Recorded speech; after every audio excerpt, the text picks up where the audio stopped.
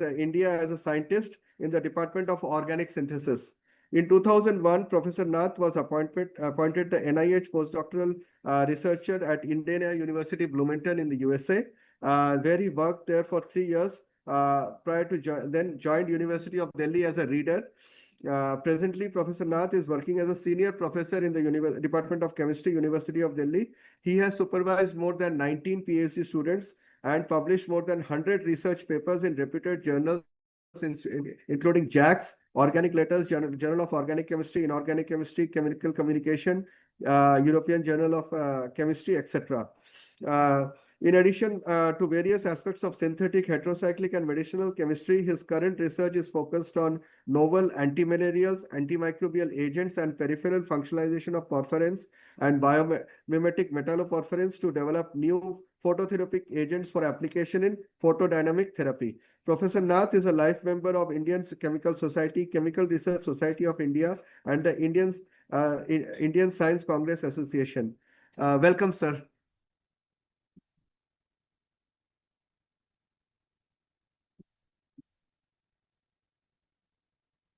Thank you. Thank you, Professor, for your kind introduction. So I can use this one to move slides? Yeah. Yes. Okay. Okay.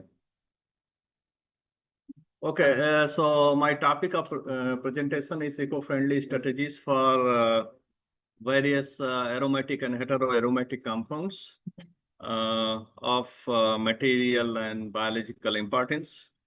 Under this topic, I'm going to talk about some DBSA catalyzed organic transformations and followed by the eco-friendly synthesis of symmetrical triaryl benzenes and benign pictet springler to pyrrolo and dolo 1,2 equinoxylines, microwave accelerated green synthesis of diverse xanthine analogs.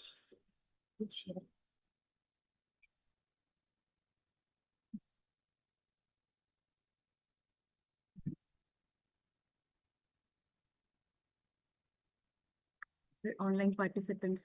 Oh, that's why they are asking. Yeah.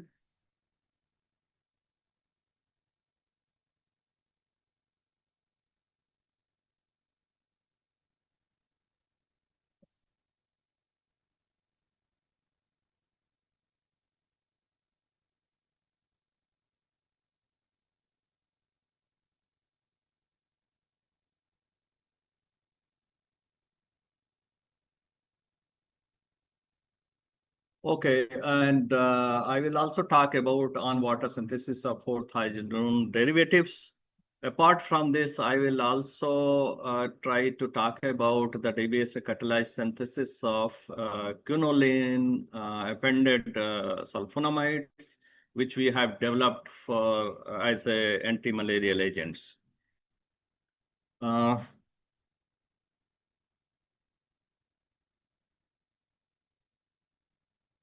How it will go? Slide changing. Slide नहीं changing. Yes, you have to walk it.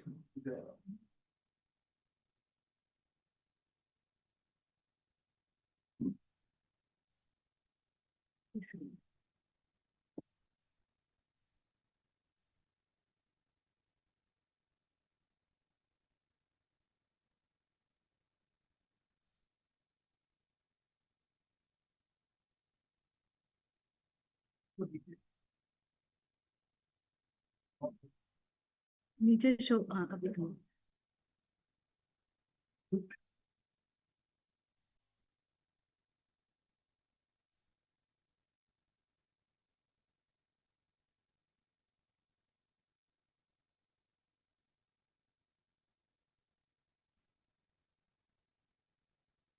Okay, so before I talk about my research work, I would like to put few points how to develop the environmentally benign processes. As everybody knows about the environmental concerns, so in order to sustainable development of the environment, we have to develop the eco-friendly methodology for the synthesis of a variety of important molecules. So the first point is the designing of the energy efficient synthetic strategies, in which probably if the traditional method is restricted to use the high temperature, then probably you have to find the way to develop the method in such a way so that you can drive the reaction at ambient temperature.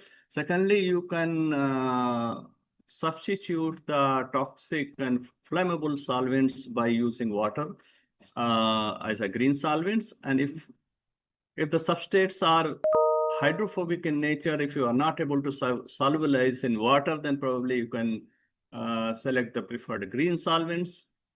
For the example, if the traditional reaction is going in methanol, probably you can select ethanol over the methanol, because ethanol is more preferred green solvent as compared to methanol. Similarly, if your reaction is reported in benzene, probably you can select the toluene over the benzene so that you can make the process a little bit more eco-friendly. And thirdly, if you're able to remove all the solvent from the reaction medium, probably you develop the method under solvent-free condition. That is going to be the great thing. And thirdly, you can use the microwave irradiation or ultrasonic bath in order to drive your reaction probably at room temperature and so on. And lastly, you can probably use the different type of catalyst. So probably you can use few more % of the catalyst in order to accelerate the rate of reaction. And I think recently many people are using nano catalyst and other materials in order to accelerate the rate of reaction. Probably Professor Nagarajan is highlighting that part in his talk. So because he is a specialist of nanochemistry, so he will talk about more about that. Now, for our research, we selected the pyridodecyl benzene sulfonic acid, has been abbreviated as a DBSA or para-DBSA in the literature. And if you see the structure, this compound has two different functionalities. One is the sulfonic group, which is very much hydrophilic in nature. And other part is a long alkyl chain, which is highly hydrophobic in nature. So, this particular compound is Bronsted acid, surfactant combined catalyst, and it has various advantages as it is non-hygroscopic, air stable, and non-volatile material. And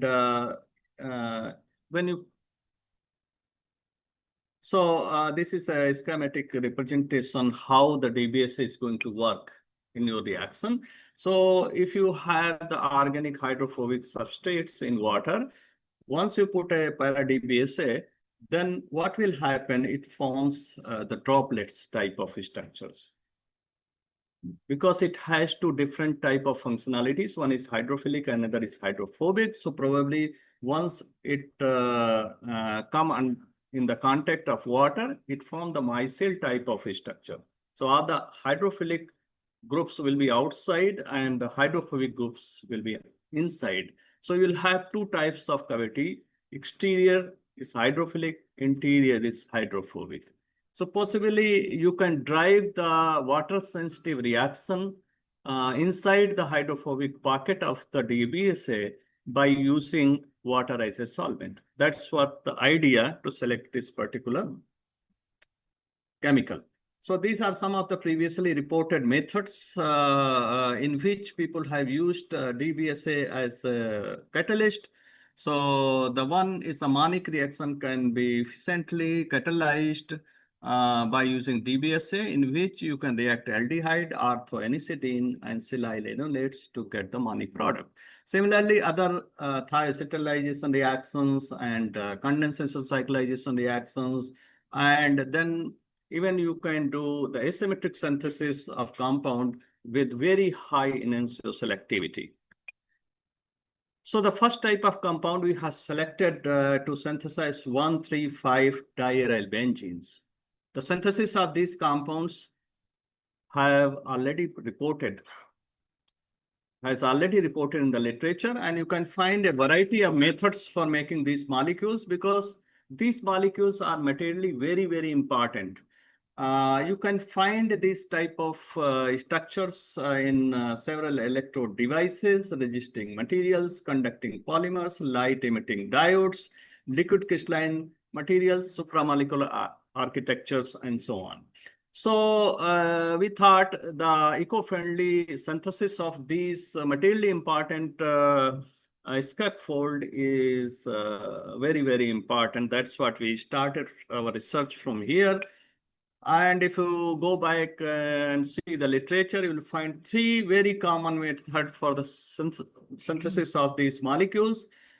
The first is the 2+2+2 cycloaddition reaction of alkynes. Secondly, you can do the cross-coupling reaction by taking the boronic acid and alkyl halide. And third is most common method for synthesizing these symmetrical triaryl benzenes by the cyclotrimerization of acetophenones. But only the thing is, maybe these methods are very good for synthesizing these molecules, but they are restricted to use the high temperatures, flammable, toxic organic solvents, and the versatility of reaction is also not very good. Why the versatility of the reaction is not good? Because meta-substituted acetophenone and para-substituted acetophenones were well tolerated. But once you go to ortho-substituted acetophenones, the yields of the products were very, very poor because of the steric crowding at ortho position. So we started our experiment by taking acetophenone and performed several different type of experiments by changing the Lewis acids, by changing the catalyst load, and by changing the temperature. And we found that the reaction in presence of 20 mole percent DBSA at 130 degrees Celsius temperature, we got the 94% yield within 3 hours. So this condition is solvent-free condition. We never used any solvent for this particular reaction. So this is the solvent-free condition for the synthesis of triaryl benzenes. So once we had the standardized condition in our hand, then we moved to check the generality of the reaction or versatility of the reaction by taking different type of acetophenones having different R groups, and including meta, para, and ortho-substituted acetophenones. And you can see we got the pretty good yields of the products. Then this is a possible mechanism of the reaction, nothing new in this case. The first step is the protonation of the aryl methyl ketone. Since everybody knows that ketones are less reactive than the aldehydes, so you have to activate the ketone in order to drive the reaction with high speed. So the first step is the protonation of carbon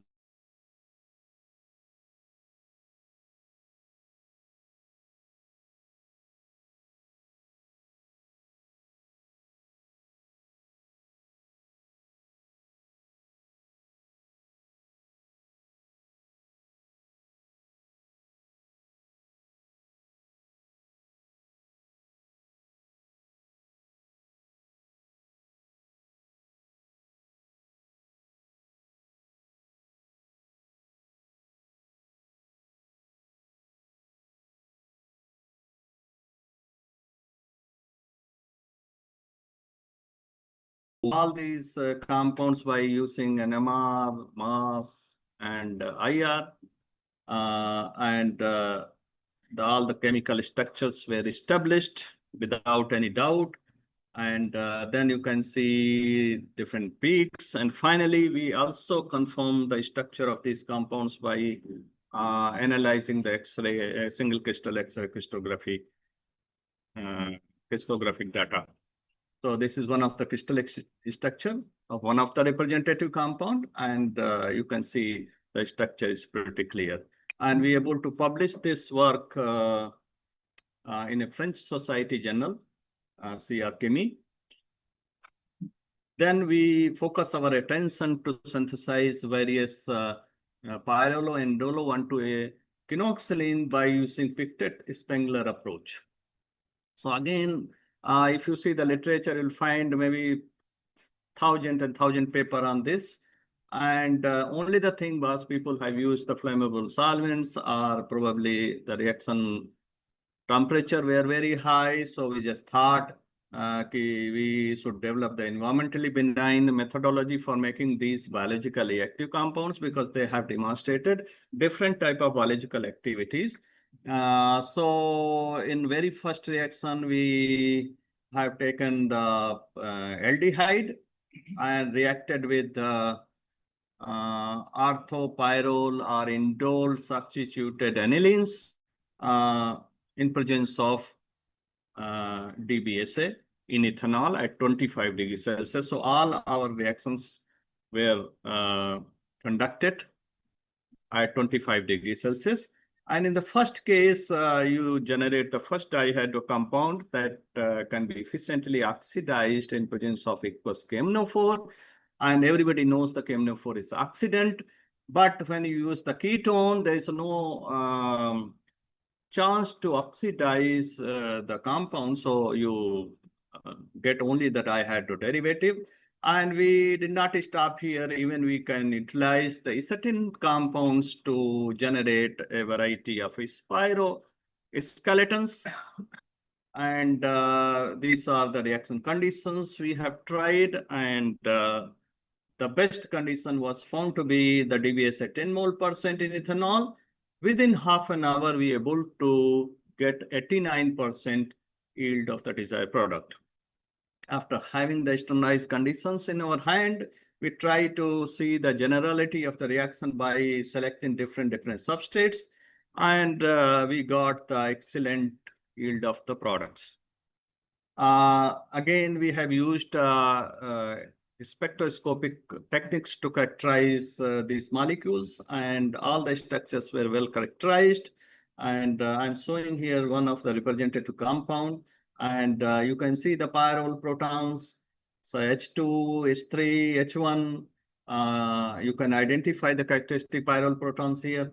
And then this is high resolution mass spec, and that also supports the structure. Then we move from aldehyde to ketone, and then again, the same thing, similar type of characterization to establish the structure. And then we move from acetophenones or ketones to the acetins in order to synthesize the spiro derivatives. And these compounds were also nicely characterized by using NMR spectroscopy, IR, and mass. And finally, we able to characterize one of the representative compound by using single crystal X-ray crystallography. This is the possible mechanistic pathway for the formation of these molecules. Nothing new here. The first step is the activation of the carbonyl compounds, followed by the proton transfer, then intramolecular cyclization, followed by the oxidation in presence of KMNO4 to form the final compound. And you can see here only 10 more % TBSA is enough to drive the reaction within half an hour. We also tried the reaction in absence of the DBSA. Then we did not get the enough yield of the compound. In most of the cases, we did not able to isolate the desired product. And this work was published in RSC Advances. It's a Royal Society of Chemistry journal. And then we moved towards the synthesis of microwave accelerated. We moved towards the microwave accelerated synthesis of diverse xanthine analogs. If you look at the literature, you will find that xanthines are also important class of compounds, which are materially very important, which are also very important in terms of biology. So they have demonstrated a lot of a wide range of, you can say, wide range of biological activities. So the first scheme shows the reaction between the beta naphthol and aldehyde. in presence of only 2 mole% DBSA at 120 degrees Celsius temperature in microwave. So we got the dibenzoxanthene in very high yield. Secondly, second scheme shows that the reaction of beta naphthol with the aldehyde and cyclohexane 1,3-diones. So we have taken the diamidone as well as the cyclohexane dione, and we are able to synthesize different type of xanthine, similarly scheme 3 and scheme 4. So we keep on changing a few things here, and we end up with 4 different series of xanthine molecules under microwave irradiation. And the structure of one of the representative compound has been established based on the X-ray analysis. And then we published this work in 2 different journals. One is the French Society journal CR Chemie, another is Current Microwave Chemistry.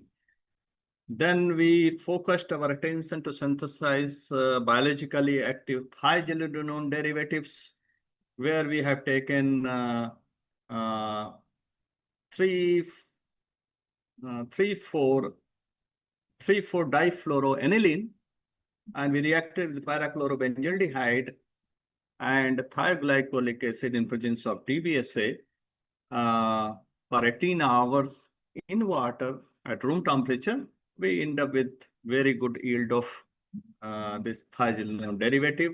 And here you can see different conditions in which we have performed several experiments in order to get the standardized condition. And we found that 10 mole% DBSA is enough to catalyze this transformation in water. So usually here, very interesting to note that if you see the classical mechanism of this particular reaction, then the first step of the reaction is going to be the CIP base formation. I think you people knows about the CIP base, right? Imine. So N double bond CH. So this particular step is very, very sensitive towards the water. So if you look the literature, people have used the Dean apparatus, people have used a different type of desiccant in order to remove the water. And if you are not able to efficiently remove the water, then you will not end up with a good yield of the CIP base, because the last step of the CIP base formation is going to be rate limiting. That is the removal of water. So you have to efficiently remove the water in order to get the CIP base in high yield. But how are we able to drive this particular reaction, water sensitive reaction in water? Because of the DBSA. This particular step can be efficiently done inside the interior of the DBSA, the hydrophobic pocket of the DBSA. So as soon as you generate the water in reaction medium, it will be kicked out towards the hydrophilic site. And then the next step comes the reaction with thioglycolic acid or mercaptoacetic acid, you can say in other words, to form the final product.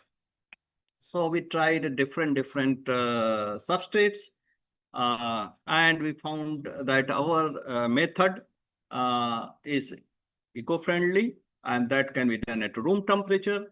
And the method is also pretty versatile. Now again, all the structures, all the proposed structure of the compounds were established by using NMR, mass, and IR spectroscopy.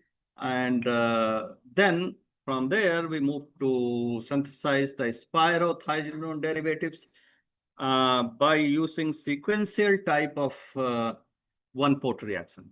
So in the first reaction, when we tried to synthesize our target molecule by using domino strategy, then we end up with a mixture of 3 compounds. Then we slightly modified our strategy and added the substrate in sequential manner. So in first of all, we took the aniline and acetylene derivative in the flask and monitored the TLC. And once both the substrates have been consumed, then we just thought, okay, now the SIP-based key intermediate has been formed. Then we added the thioglycolic acid in the same pot, and we got the product in pretty good yield. So we developed here the one-pot sequential methodology for making these molecules. So nowadays, people are talking about the tandem synthesis. You must have heard about the term tandem synthesis, cascade synthesis, domino synthesis, sequential methodology, and conjugative methodology for making the compounds in one pot. One pot means you are going to reduce the waste because you are not purifying each and every intermediate. So probably you can save a lot of solvent, you can minimize the waste. So you put the substrate in a one pot and get the product. So there must be several bond making and bond breaking things will be happening inside the flask. So that's what we did, and we able to develop this methodology for making the spirothiazolone molecules. And this table shows you the different substrates we have used for making different type of these derivatives. And the compounds were synthesized very nicely by using modern spectroscopic techniques, followed by the X-ray, single crystal X-ray crystallography. And this is mechanism of the reaction, which is nothing new here. This already you can get from the literature, and is a similar this activation of the carbonyl oxygen in the first step, followed by the intermolecular cyclization, proton transfer, and dehydration steps. You can get the product. So we are able to publish this work in two different journals. One is the RSA Advanced and the Stratton Letters. And finally, we also able to synthesize the 7-chloroquinoline third sulfonamides by using DBSA as a catalyst. And these compounds were developed as a new anti-malarial compounds. And we able to publish this paper in Future Medicinal Chemistry previously. So that's all. In conclusion, I would say we able to demonstrate various aromatic and heteroaromatic compounds by using DBS as a catalyst. And now I come to the acknowledgement where I want to acknowledge my student who have worked very hard.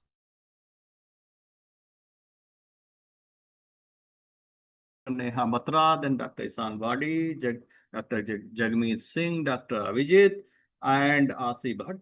I'm very thankful to them. Otherwise, without their help, I cannot stand here.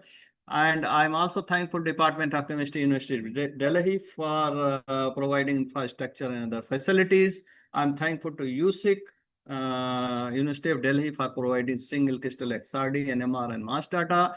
I'm also thankful to CDRI Lucknow for getting the mass data of some of the compounds, the funding from University of Delhi under R&D program, as well as the DUGST PERS grant, and FRP grant from IOE is also gratefully acknowledged. So at the end, thank you very much for your patient hearing.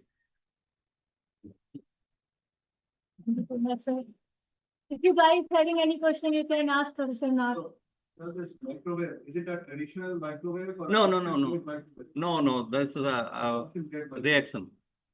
So, sir, this catalyst is a homogeneous catalyst? Yes. So, recyclability, sir? Recyclability, we never checked because we are using only 10 mole%, but we never checked the recyclability of this DBSA.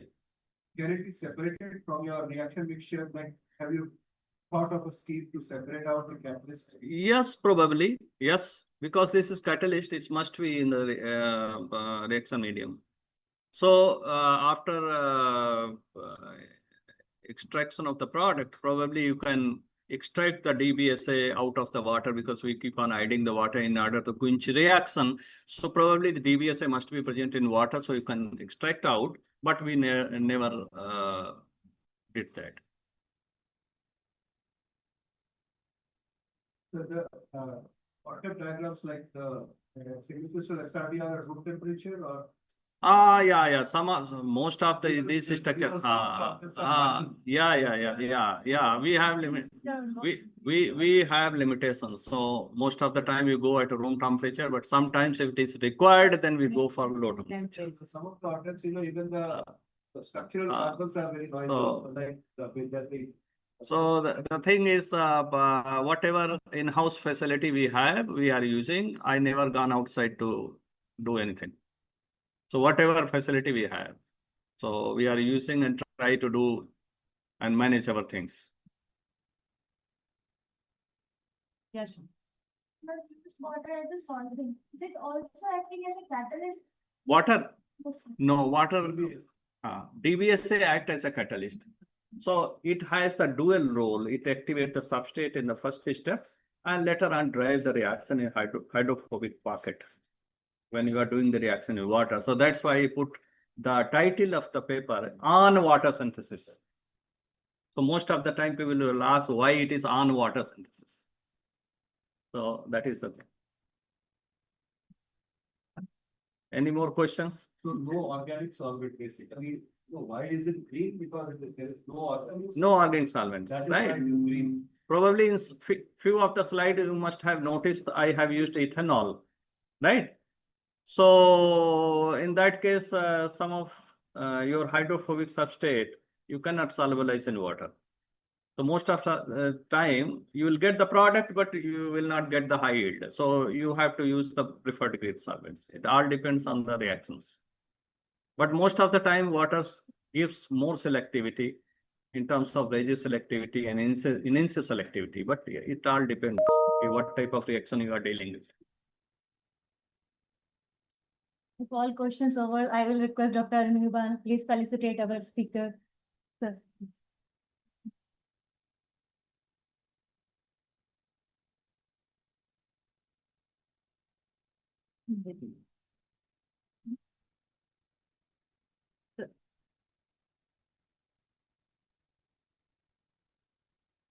Thank you. Very good.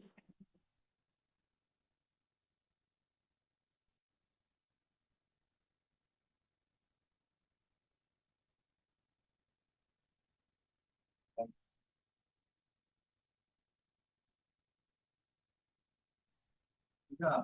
You will. Send us the photograph. Yeah, sure, sir. Sure.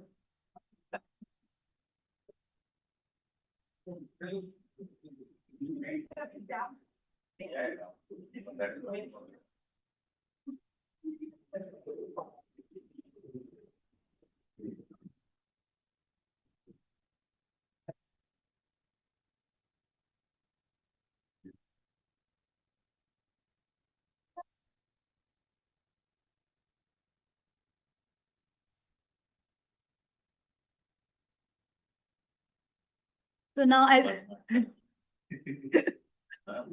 I don't need papers to introduce you, but it's okay. He is my supervisor, Professor Nagarajan. So I will request Professor Nag to chair this session and invite our next speaker, Professor Nagarajan. May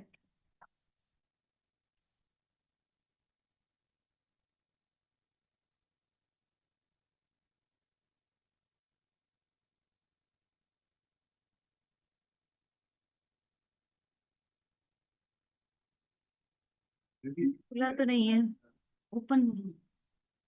Wait, hold on. I am the lucky one कि मैंने sir से पढ़ा भी है और sir के साथ पढ़ा है.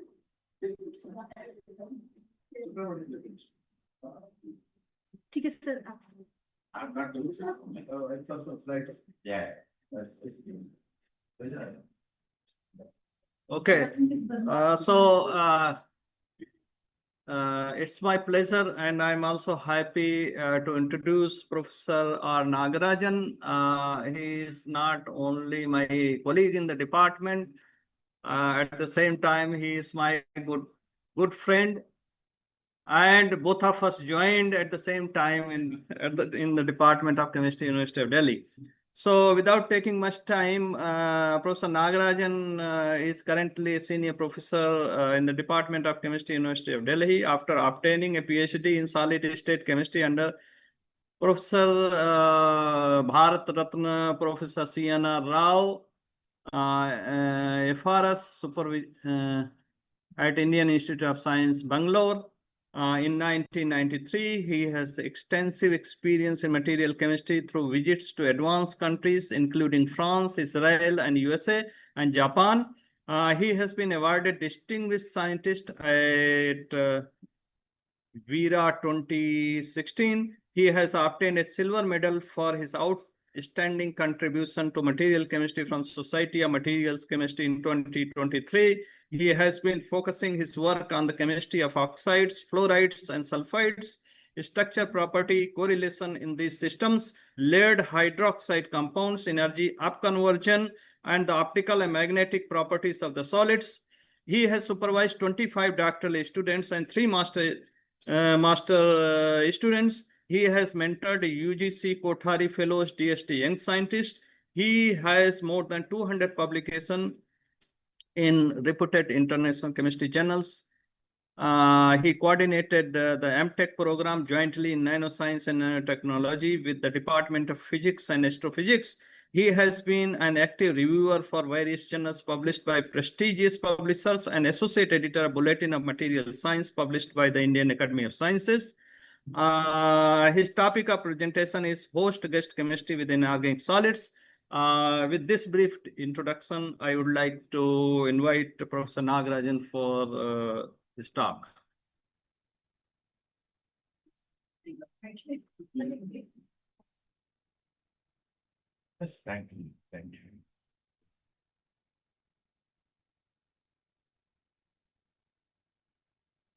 Thank you very much for the kind introduction. I consider Professor Nath as my younger brother, actually. I mean, there are only few people to whom you can open your heart, right? I mean, you are in that age. But when you become old, it is very difficult to trust anyone or everyone. And Delhi is such a place, I don't know. So he is like my younger brother. I share a lot of value system with him.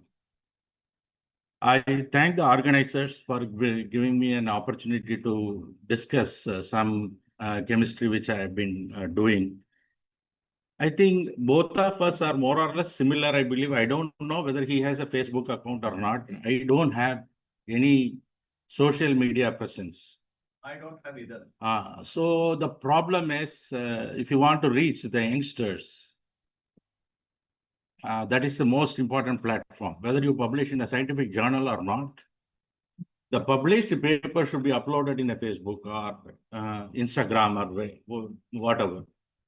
And therefore, I consider myself not famous. That's okay. I'm leading my life. I'm feeling happy about what I'm doing. But given this kind of an opportunity by very eminent university like Amity, I said I will give a different kind of a presentation, which I have not done till now. This is going to be completely a new way of presenting things, which is not my original thing. Second is, I hope all of you are chemists, because recently I was invited from my alma mater, where I did my BSc, the American College, Madurai. And there was also a conference like this, mathematics, physics, chemistry, management, almost all. So I was taken to the hall and I completed my lecture, 40 minutes. And I kept asking the students, do you have any questions or do you have any? Then they all said, sir, we are physicists. But they all chemist. Then, I had to cut a sorry figure. I said, what is it? I have. So I mean, let us not waste the time in that, but I would like to present to you today the host guest chemistry, I mean, this is a quite easiest term that we can understand. You go to you get into a flight, then immediately the air hostess says the guests are welcome, So this is a host guest chemistry is just the non-covalent binding between two or more molecules forming complexes. What are the key concepts in that? Is the host is usually a larger molecule and the guest is usually a smaller molecule. And the kind of interactions are three different type of interactions. That is, one is hydrogen bonding. You must be knowing hydrogen bonding. Van der Waals forces, okay, that also you know, and electrostatic interactions. I realized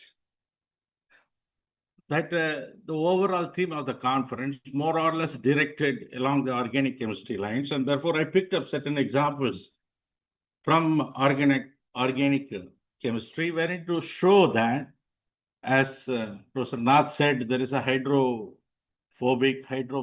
reactors. So this is also something like that. You have alpha cyclodextrin, inside which there is a hydrogen bonding, and you can play inside this empty space. So people always look for that, either they create the empty space and then react it, do the reaction in that, or they always look for the empty space and then do the reactions away from all the noise that is surrounding it, okay? So I am giving the two examples, that is alpha cyclodextrin and the beta, and you can see there is a emptiness in the center in the beta, very big cavity. So one can do a lot of reactions. And similarly, in the slide in the below, I have said 12 crown 4, that is 4 oxygens, and that is highly selective only for lithium ion. That means the cavity size is ideally fit to accommodate only lithium plus. That means you can effectively separate the alkali metal ions by selectively choosing these things. And 15 crown 5 oxygens are there, and that is best for sodium ion. Similarly, 18, that is ideal for potassium ion. And if I go a little more in these things, I mean, you have this kind of cucuber uryl, this kind of molecules are also there, and wherein the commonality is the availability of the free space to do and to perform reactions.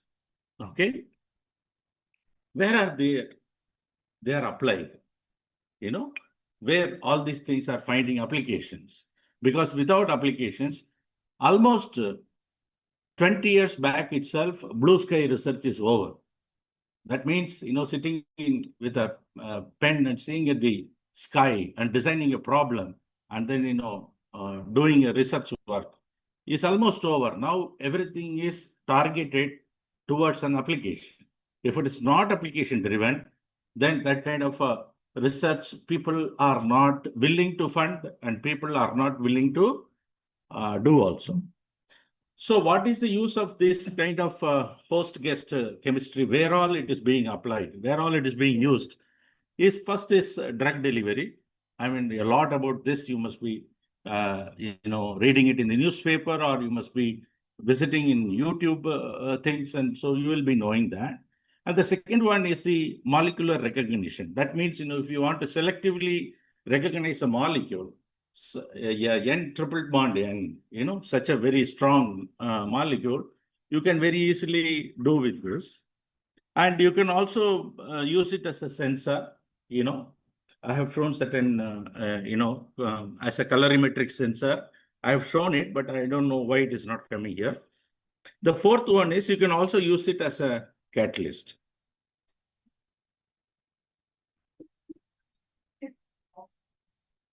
This guy has joined, he has to go on order of presentation. I don't know why he is not. He has to go in a. That would be correct. That would be great. That would be great. Okay, this is okay. This is okay. So I think more or less, I'm able to convince you that, the rings that are open, when you're going to put iron 3+, the rings that are getting closed, and one can follow it very easily using UV visible spectroscopy or luminescence spectroscopy. So for as a sensing thing also you can use, and as a catalyst, which I think Professor Nath has very nicely illustrated in the morning. Okay.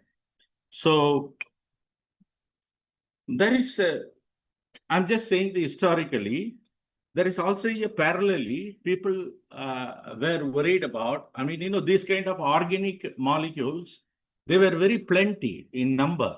So they could design more and more and more, because synthetic organic chemistry is an active area wherein people keep on making new molecules.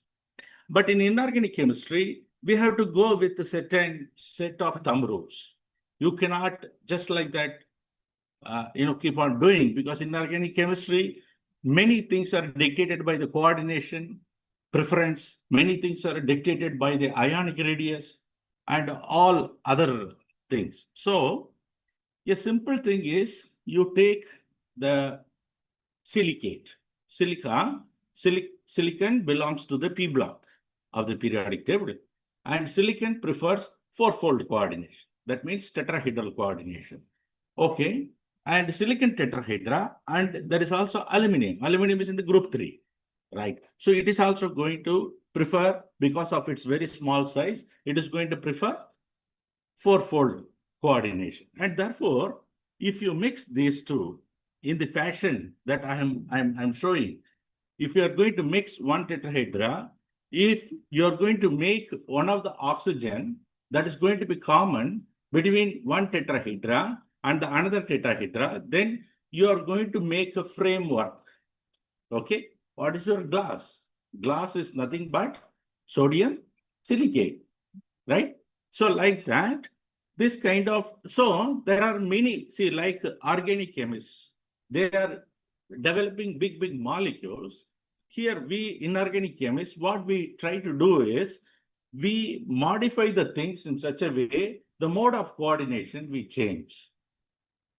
So if an oxygen is going to be shared between a silicon tetrahedron and oxygen tetrahedra and aluminum tetrahedra, then there are umpty number of possibilities. Okay, you can make a lot of possibilities. The possibilities I have nicely presented here. There is 4R, 6R. That means, you can do it in many ways. And that is eventually giving rise to a famous material called as zeolites. Zeolites, you would have already, studied about it. That is there in the +2 also, right? So zeolites, and what is the importance of zeolite? Zeolites also do have a microstructural cavity. A small empty space is there. And people are always looking for that, and they want to do many reactions using that, right?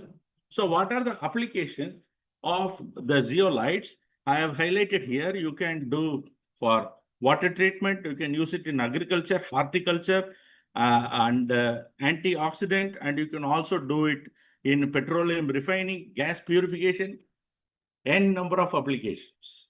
Okay. This is very quite famous. Last year only, we got, not we means, this area has been recognized for Nobel Prize, right? That means here also you do have, it is a sort of a coordination polymer, metal organic framework.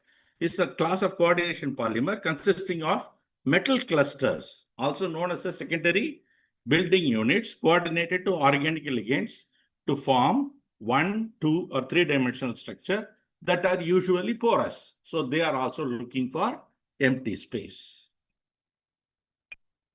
What are the applications for this? Why people have to work on it?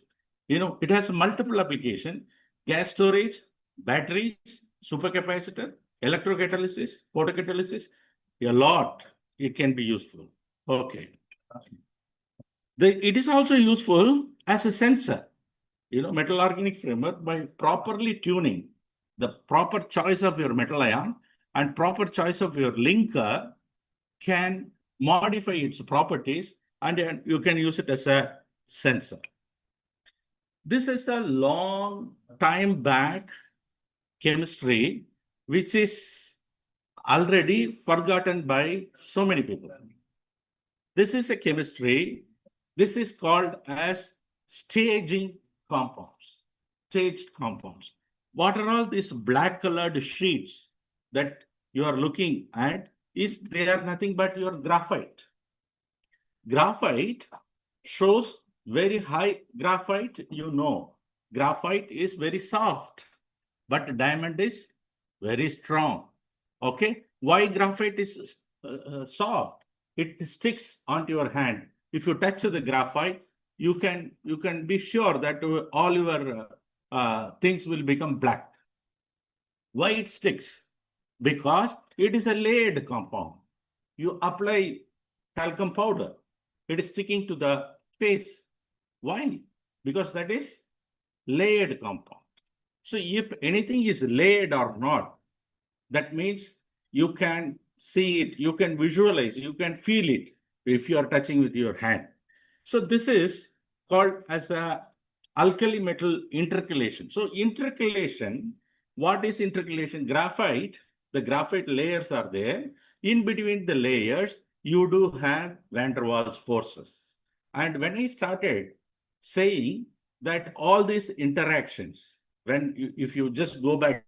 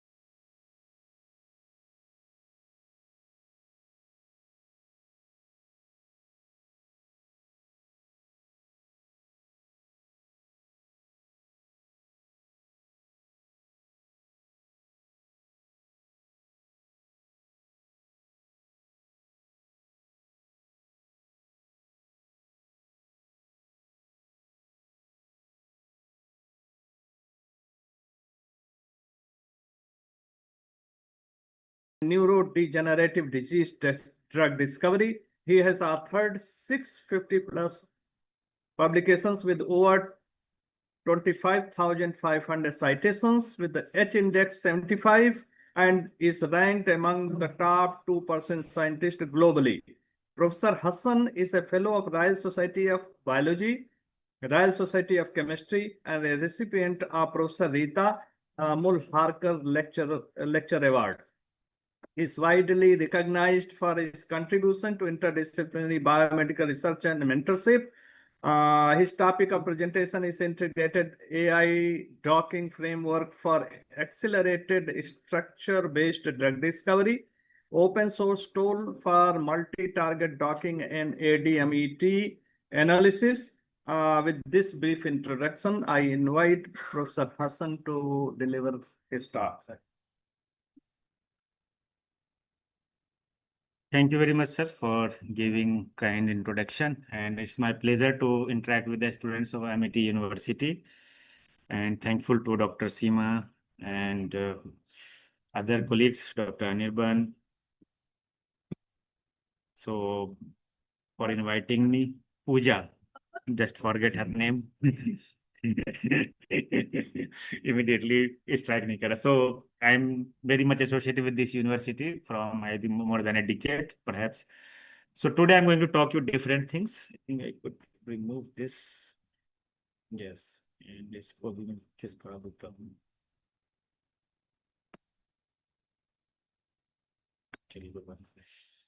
So drug discovery, we are going to talk about the drug discovery, especially the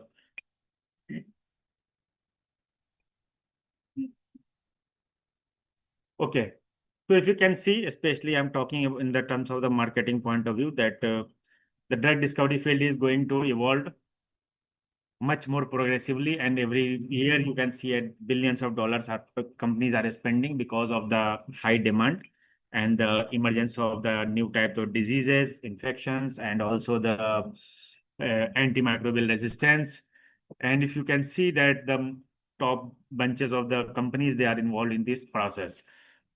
Also, this field is a very interdisciplinary. It is not a single field. It needs a people from all branch of the science, including, like you can see, these are the different branches of the science and where the people are involved and their contribution to the drug discovery. So if you are going to the evolution of the drug discovery, since the survival of human on the earth, people are trying to use the plant-based materials for the remedies. And since then, still people are using the plant-based material as one of the best remedy because of their presence of the different types of chemical compounds, and they are giving you the positive outcome. As you can see, the advancement in the chemistry, especially in the 19th century and 20th century, that lead to the further, you can explore the compounds, you can synthesize the compound, you can develop the compound in a different way. And these two types of the systems are parallelly running for the remedies. Then the third emerged as a antibiotic, that you heard about the story of this penicillin.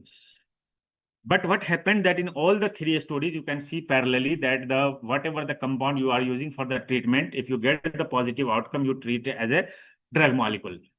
But the modern drug discovery process is slightly different. Here, what you can, the drug discovery process begin with the disease in the normal course, but here it is disease with the in the previous case, it is started with the treatment. If you take the compound, you are getting the positive outcome, you select as a drug molecule. But here we should first understand the molecular basis of the pathogenesis, because in the last 2-3 decades, you can see the advancement in the computational biology, advancement in the genomics, advancement in all the discipline of the biological sciences that lead to understand the disease mechanism in a much more precise way. So in that context, the actual game is that we have to identify the potential drug target, means where you have to exactly hit. And that drug target is very important, and it's also called the target-based therapeutics, because first you understand what are the real molecule involved in the progression of the disease. Like in the COVID-19, you might heard about the many proteins that are being targeted. So similarly, especially you have to target the particular protein that is involved for the disease. And how you can target the disease is caused either due to the overactivation or underactivation. So if it is due to overactivation, you should design the inhibitor, and if it is the malfunction, you will design the activator. So the basic concept of this type of the drug discovery.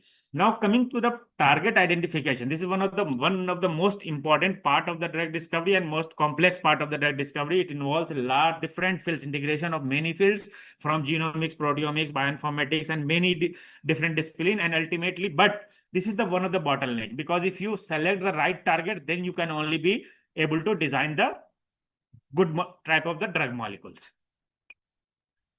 So if you see the process of drug discovery, it starts from the basic research till the drug registration and coming to the market. It involved several levels of the phases. Then what are the bottlenecks?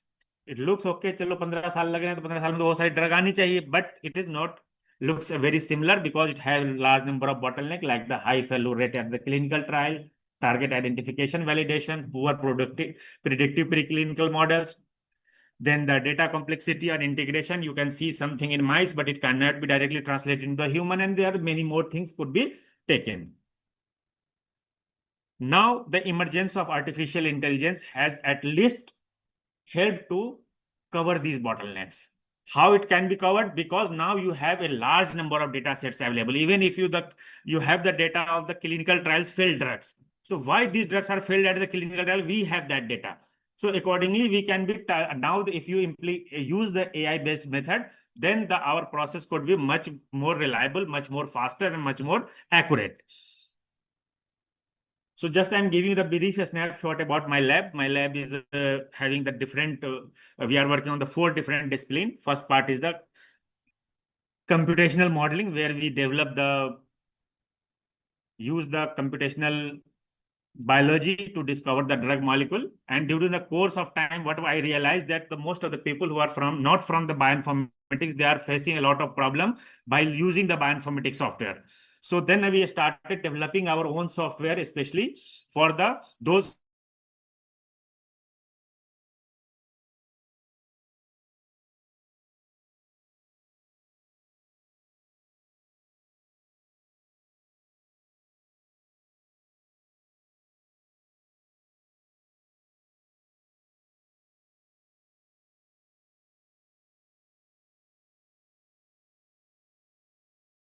we are actually working on the protein kinase inhibitor design and development. So protein kinase are the molecule which is used for the drug discovery, and especially most of the disease they are involved. So, and they're the well-known drug targets. So we actually develop the inhibitor of the kinase inhibitors for these kinases by using both the computational biology as well as experimental biology.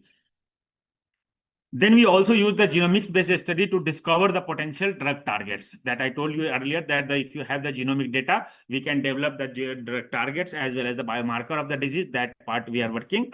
And the fourth part is the protein folding and dynamics, especially the three-dimensional conformation of protein is very important for their function, biology, and stability parameters. So that we also do using the both integrated computational and experimental biology. So the main aim of coming back to the computational part of our lab. So our main mission is to democratizing in silico biology with the free and open source softwares. Then the algorithmic innovation, we are also developing the new types of algorithms that if you take the very large genomic data, how you can simplify the pattern, and also use the explainable AI to give you the outcome in the very precise format. So just I'm skipping this because the experimental part, we have actually worked on all these kinases and we developed a lot more inhibitor of these kinases. And also these kinases are going on, like the CLK1, DRIC1, TK1, PKM2, these kinases we are working on right now. So the basic philosophy of our lab is that generally, if you focus only on the computational biology, then they always question us, where is the experimental proof? And if you are working on only the experimental, you can't simplify the process because experimental need extensive experiments. So that's what we integrated both the component together, that we can, if you integrate the experimental biology as well as the computational biology, then our outcome would be much more reliable, faster, and accurate. So the first part is that the operational validation loop. So in the drug discovery, what you can find, the first part is that the screening of the drugs. So if you simply go to the experiment, you can take the drug molecule and do a lot of experiment to prove that this is the inhibitor. But here what you can do, you can directly download the chemical structure of the compound and just screen with your drug target, and you can directly see that what are the molecules that have the possible kind of the bioaffinity with the drug target, and then accordingly you can select those molecules. So it will actually reduce a lot of the burden. So now we have added the AI triage to select the molecules by using many more information. Earlier we have only few information, based on that we screen. Now we integrated many more information based on the AI. Then second part is the refinement, means once you get the data, screening may have the false positive result, may have some errors. So we have to, again, whatever the best outcome you get, you just refine them, see directly that using again, you can dock it properly, then do the molecular dynamics simulation to see how the conformational dynamics is good, and then proceed for the proof of concept. So this is the virtual screening method. You can see that it is used actually it helps you to decide what compound you have to screen experimentally, which library you have to synthesize. Even if you are synthetic chemist, it will guide you then which compound to be purchased if you want to purchase from something, and ultimately to analyze for this. So for the virtual screening, what you need actually, you need a compound library, means where you have to screen. Second, protein target, means against which protein. Like the lock and key hypothesis, you have the one lock and you have a bunch of the key. So you have the key, you have to screen all the key, that which key will open this lock. Then Now, in the protein, you have to know many more things like which site is important for the functional of the function of the protein. So that target site could be target. That's also called the binding site prediction and all those things. And ultimately, we should know how to check the which molecule is binding. That's called the docking. Docking means you have to check each individual key molecule to see which is opening the lock, and that's the docking process. You have to see that how this is binding to your target. And then ultimately you can score and select the best ligand molecule. Okay, so how many of you have heard about the docking? So I can explain accordingly. Okay. So what is the molecular docking is actually? Molecular docking is working on the three principle. It is simply the fitting of the protein and ligand together. And you can see here how the chemical compounds are binding. Just I'm showing you one animation that will help you. Like for example, this compound is coming and now it will go and search where it could bind more effectively, more precisely in the best way. So it is working on the three basic principles. First is that the binding of two molecules that can orientation could maximize the interaction. It means what are the way the ligand is binding to the protein. That you have the docking will help you to optimize that. They will try to search all the conformation and where it is binding more effectively, they will settle there. Second, that how much energy is liberated, means how strongly the ligand is binding to the protein molecule. And third, that is there any structural changes occur while the interaction happens, either in the case of protein or in the case of ligand. So that three things we have to determine through the docking. Okay. So in most of the case, those people, even they are doing the docking, they come up with some score. Okay. But from where the score has come, that we have to know, that involves the basic fundamental chemistry. It depends on the two component. One is the charge complementarity and one is the shape complementarity. Means the how much surface area are involved between the protein ligand interaction.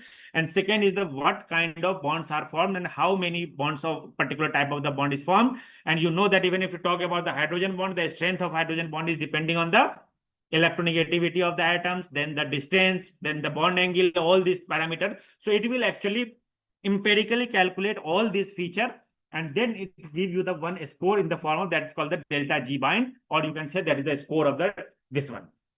So just I have skipped about 20 slides into the one slides to show you the basic concept that how the docking is working. Docking have a large number of use apart from what I told you that it is used for the binding of the interaction studies, or you can say the screening of the molecule. It can be used for the protein ligand binding rationalization, means the screening, then virtual screening, then target fishing. Sometimes you have the compound, but you don't know what is the target. So that you can also do that. You can search that which target it could bind. Then prediction of adverse effect of the drug, that can be done.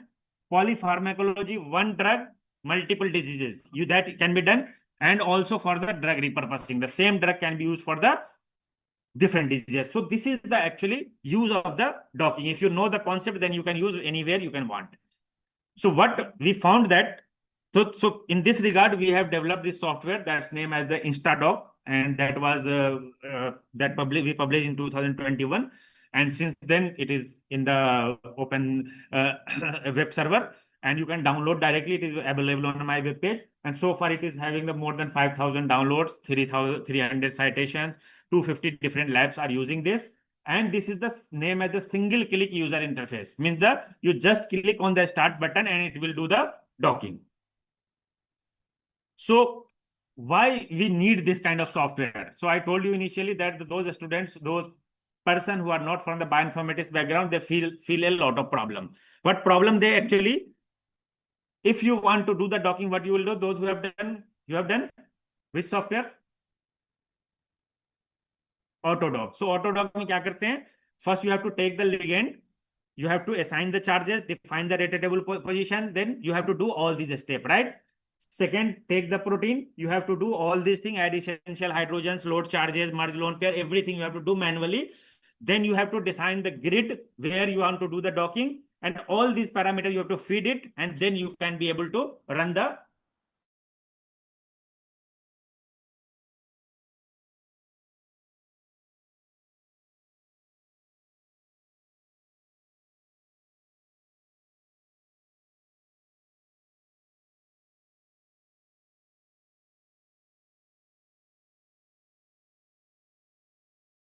protein ligand docking via a single click flow and build on the top rigorous Autodoc Vina derived quick Vina search space. So this software will automatically detect your, I can explain you in a better way. So it automatically detect what you can do if you want to do the docking. You just take the protein structure as a receptor into the one folder, the same software into the one folder, and ligands into the same folder. Ligand you can take up to 1,000 ligands you can put. You can do 1, 2, 3, or up to 1,000 ligands you can put in that same folder. And it automatically inspect, automatically say this is the ligand, this is the protein.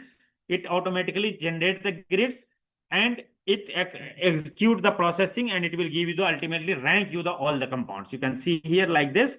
Before that, it was a very complex tool, command line expertise required, day to set up the experiment, and steep learning required. And after that, it is the one-click automated process. Then intuitive, you can also see what's going on. Means every step, what are the all step that's going on, and every time you get the new file would be generated, you can visualize also in the folder. And it will take generally less than 1 minute to do the one docking. And then it is accessible to the all receptors. So what it will do actually is the workflow. It takes the receptor as an input file and ligand as an input file. Two things you only require. Then automatically it will prepare the receptor, automatically grid preparation, ligand preparation, and then do the docking calculation. And after that, it will give you the results in many forms. First, it will give you the dock conformer. Those who have done docking, it will give you the output in the 8 conformation or 9 conformation. As much as you can define that, they give you the all possible way that search the conformational space. Then that's called the pose. Second part is the binding affinity, how strongly it is binding. That comes in the form of the score. So it will give you the binding affinity. And third, it will give you the hit. Hit means what is that? For example, if you want to work on the hundreds of the compound. So how many conformations you generated? 900. So if you define that I need only top hits of every seed, then it will generate you a separate folder for the top hits. Then it also convert the binding affinity into the pKi, that empirical calculation that give you some sort of the insight into the inhibitory constant. And also you can visualize that how the protein ligand is binding and torsional energy. Most importantly, it will give you the one-page write-up also, material method, result discussion, everything it will give you together. So you can see here, it is behind the single click, just one click, you can find the protein preparation, ligand preparation, binding site prediction, docking, ranking, and visualization. Everything it will give you together. So these are the key features that I already told you mostly.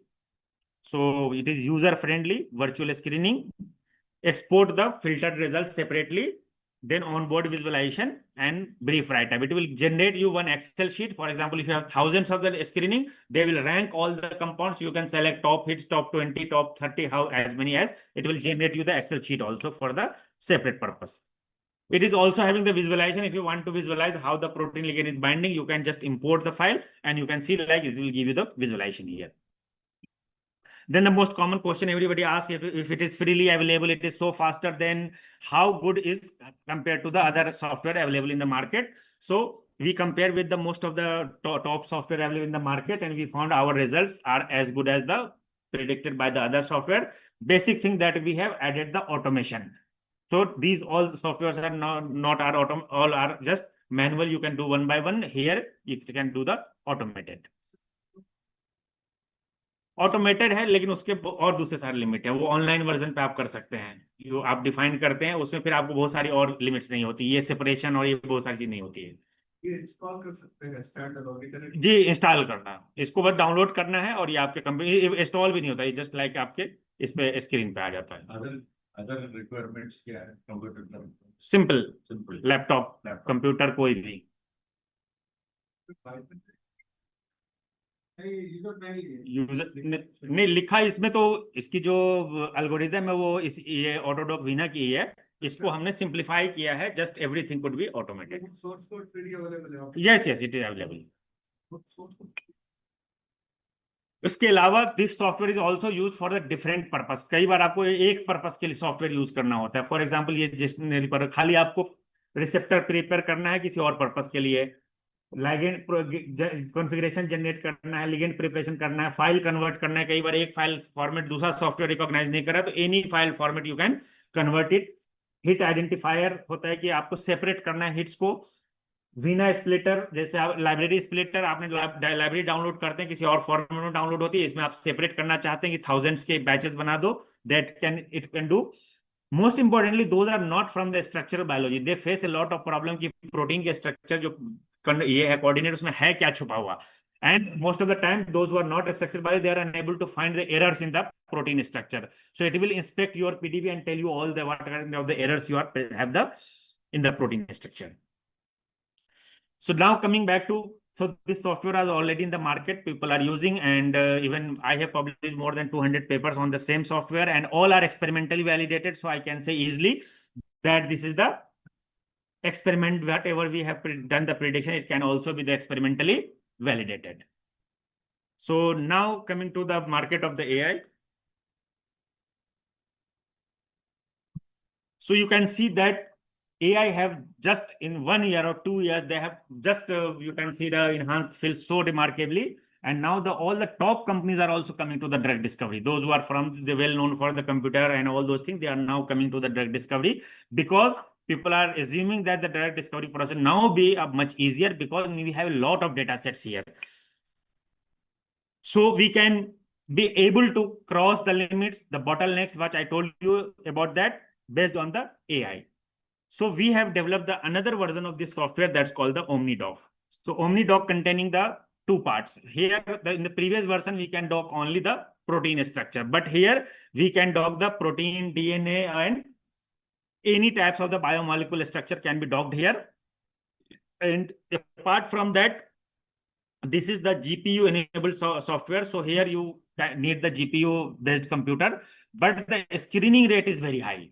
So it can be, and third part is that whatever you are, for example, you want to have the ligand, you have to download the ligand and then you do all the analysis. Here it can directly fetch out from the library. So it will save your cost. And if the basic principle in the drug discovery prediction, especially as if you have the big size of the library, you have the high chances to get the best compound. If you have the small library, you have the low chance to get. So that's way it is very useful. No, that's chemist. That's coordination is totally different. Yes, but I think the coordination file is the major issue, because the coordinates generated. Yeah. Can we use that there? Right now I can't say. Maybe we can sit with you, because I was listening such lectures, so that need different types of chemistry. But we can think to implement also. So far, mostly we use for the protein and DNA. Earlier we use only, and peptide, 3 things. So it is, you can see the protein ligand, protein peptide, and protein DNA. So this is the one more thing that we have added, that if you want to do the docking, mostly we use the one target and the multiple receptor. But the basic idea, if you go to the complex biology, especially the drug discovery, now people are using the multi-targeting. Why the multi-targeting? Because in the any signaling pathway, if you target one, stop the one protein, they can follow the another alternate pathways. This is the basic biology, I'll tell you. So the basic idea is that if you can target more 2 or 3 proteins from the same pathway, then the molecules that you will develop, that could be have high probability to control the disease. So in that context, you can use the up to 3 targets at a time. So 3 receptor you can use, and use the one library. So that will help you actually to do the 3 docking at a time, 3 screening. The second part of that is just I'm coming to. So these are the technical specification required for this. This is the just computational language, and it is the having the intelligent API automation. We also improved the visual interface. Like you just recall the previous visual interface, and now you can see. So the visual interface is very good. Now the analysis is very good, and you can use it for the. We already integrated with these 3 databases, so it can directly fetch out the protein, the ligands from the library. So it is having the 3 powerful scoring function. So the reliability of data is much high, equipped with the secure, encrypted, checking, and now the screening rate you can compare with the previous version, and now this version, the screening rate or the speed is too high in comparison to the this one. So, and this is the data from where you can directly look. Now coming to the very unique thing that we have done, and it is the against the basic theory of the, you can say, the structural biology, that in the docking what you need the three-dimensional structure of the protein and three-dimensional structure of the ligand. But now we have just developed one method that's called that skip the requirement of the 3D structure, because if you study the protein structure, the requirement of 3D structure is mandatory. So what we have done, we have analyzed the protein data bank that having already more than 2 lakhs of the protein and 2 lakhs structure. So we have just taken the protein ligand structure together, and we try to synthesize what are the features present in the sequence of the protein and present in the sequence of the ligand. Sequence of ligand meaning what? It is the SMILE ID. And the sequence of the protein is the simply amino acid sequence. And based on that, we implemented heavy, you can say, the multiple layer of the automated AI-enabled things. This is the just optimization, you can say. And we reached up to the 0.88 correlation coefficient. So 0.88 correlation coefficient is taken as at least acceptable range in the basic things. So we have taken the, you can see just the this using the explainable AI to see the what are the features of the chemical compounds and then convert into this. Now it is taking just as a fingerprint and can do the docking of the, it's called the 1D docking. So it is just simply is remove the requirement of three-dimensional structure. You can just take the one-dimensional structure of the protein and one-dimensional structure of the ligand, and you can do the docking. So here, because of the three-dimensional structure, you have the atomic coordinate X, Y, Z axis. It needs a lot of calculation. That's why it takes much time. But here it is the ultra-fast docking where we can do the high level of screening in a very short time. So we named this as a VeloBind, and it's having a lot of features. I will leave you the PPT. You can read all things, and all the things are available on my website also. So this is the 1D input actually, VeloBind software, and it can do the ultra fast screening, superior performance. You can just give the input in the form of target sequence and the ligand sequence, and it will give you the automated score here. I can show you the, I think we have taken the snapshot of the website also. And now their rate of the screening is much more higher in comparison to the previous one. So this is the web page already. You can just paste the sequence of the protein here, paste the sequence of the ligand here, and do the docking. It will give you the ligand score. And that score is compared with the same thing on the 3D. So we found a very good correlation coefficient. That's what we tried. Here we want to say that we can skip the requirement of three-dimensional structure. Instead of the 1D, you can get it the solved. Then no. It won't use 3D at all. Only the sequence.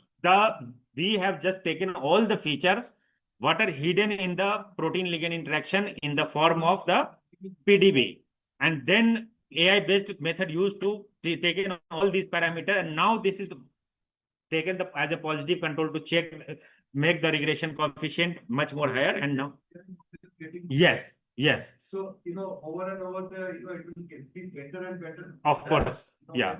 So the previous reported people have already reported that's reached up to 0.78, and our score is 0.88. So it is better, and now it is dependent on what algorithm you are using, what method you are using, and also the available data sets. So similar way, the other part of the drug discovery is that the drug molecule is not only a good inhibitor, it could also be having the good drug-like features. And drug-like feature is what? That it should be having the good high selectivity, less toxicity, bioavailability. These are the features required for a drug molecule. And these features can also be predicted from the chemical structure of the compound. Okay, nowadays we have so advanced scientific stage that we can predict all the advanced, all the thing. And now we implemented AI here, explainable AI, to convert all these features in such a reliable source. And now our prediction is much more higher. So we developed this software called the VeloChem. It is the robust ADMET process, and it can give you the ADMET prediction. It is the much more faster, much more reliable, and better in the comparison to the existing one. Okay, so this is the features and all those things. And now coming to the next part that we have, our lab is working. So we are working on the kinase inhibitor that I told you, and we have a lot of experimental data we have produced. But what we try to find that we have just taken all the protein kinase in the PDB and how the protein kinase inhibitors bind to there. And we just taken all these consideration structural features and then converted into the again explainable AI we used. And then we try to make a server where you can put any compound and it will tell you which kinase it could bind and with what affinity. And it also will tell you the rank you that this kinase is the best target for this. So you can say there is a target fishing. If you have the compound you want to know which protein it could bind, that you can predict from here. So this is named as the HUXA, that's the human kinase selectivity assay. And from here you can you just give the chemical library and all those things, and it will filter you out and give you the data in the form of which kinase it could bind. So these are all the mathematical calculation that we have done. I'm not going to explain in detail. And coming back to and also we added the experimental validation. Whatever we predicted into that software, it could be experimentally validated. So make the software much more reliable that is in the lab. Two more software in process that I just tell you. One is the protein mutation. If you want to know that the impact of mutation, if you have the mutation, what could be the possible impact on the structure and function of the protein? So it follows the basic experimental biology, basic principle of the protein biochemistry. But also now we have the huge number of data sets already. So based on that, we developed the AI model to predict that what could be the possible impact of this mutation. This can also be used for the industrial process if you want to develop the stable mutant of any you can say any industrial protein that will help you to design the best mutant. And one more software, I think, sir, can you complement this? So this is the design of the chemical compounds. So what happened that if you have a very good inhibitor, for example, if you go to the PDB, you find a very good inhibitor, they are binding very strongly, but they are not the good drug. Okay. Or other way around, if you have a drug, you can improve the further affinity. So what we have done, we have you take the one parent structure and it will generate you best possible chemical conformations, or you can say the best possible chemical derivatives that if you add these group based on the, of course, AI model, and it will help you to generate the best conformation. And then you test that, okay, this could having the more improved version of you can say the drug-like feature as well as the binding affinity. So it is mostly used for the generation of the drug-like molecules with the more highly specific molecule. So this is under process. We are still improving it. Organic candidate, of course, everything is organic drug discovery part. So organic part, this we are doing. But just like metal-based drugs are there. Metal chemistry is entirely different. So that's what. So ultimately, that's I want to conclude that where algorithm, imagine, experiment, confirm that together, and discovery begins. So we are actually developing the algorithm, then validating experimentally to ultimately need to meet the requirement of the drug discovery process. So thank you all. And this is my research group. And you can visit my lab, Hassan Lab. My lab is funded by all these funding agency. And this is my all passed out students. About 30 students have completed PhD in my supervision and many postdocs. So this is my group. Thank you very much. Now, presentation is open for 1 or 2 questions. Sir, likewise, instead of, is there any server or software available for simulation also? So that's a really tough task. Simulation, we also tried some time back, but then we moved to this area. So it's always because simulation have the different theory. Just for the student, I will tell you simulation and the docking is just like the photograph and video. Okay. So, you know, the photograph, you have only one snapshot, and video, you can have the multiple. So, of course, the handling those data, it needs a lot more. Yeah. We try to at least simplify all these process, because शुरू में जो अटक जाते हैं ना वो value fill करने उसको हमने simplify किया था. फिर वो स्टूडेंट किसी और तरफ शिफ्ट कर गया, but still I have in mind to do it.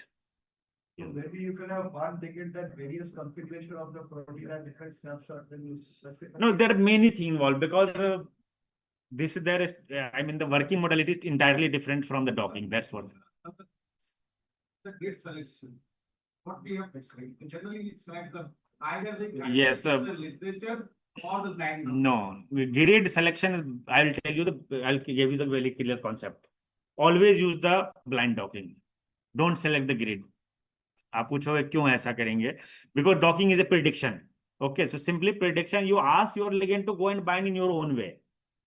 Okay, so wherever the ligand bind in the, you can say the blind docking, it is the high probability to giving you the positive outcome. But if you force that go and bind there, then you will get the positive result, but it may not mimicking the original condition. And there is a competitive type of them, but we have. No, but you are forcing, and this is the prediction. This is not the experiment. Right. That's what I'm saying. It is the prediction. So let them go and bind their own way. And then you select, it would be better idea. Okay. Ideally, it looks like we go for the specific docking, site-specific docking, but this is the prediction. So that's what you ask the ligand to go and bind there. Yes. Any question from a student?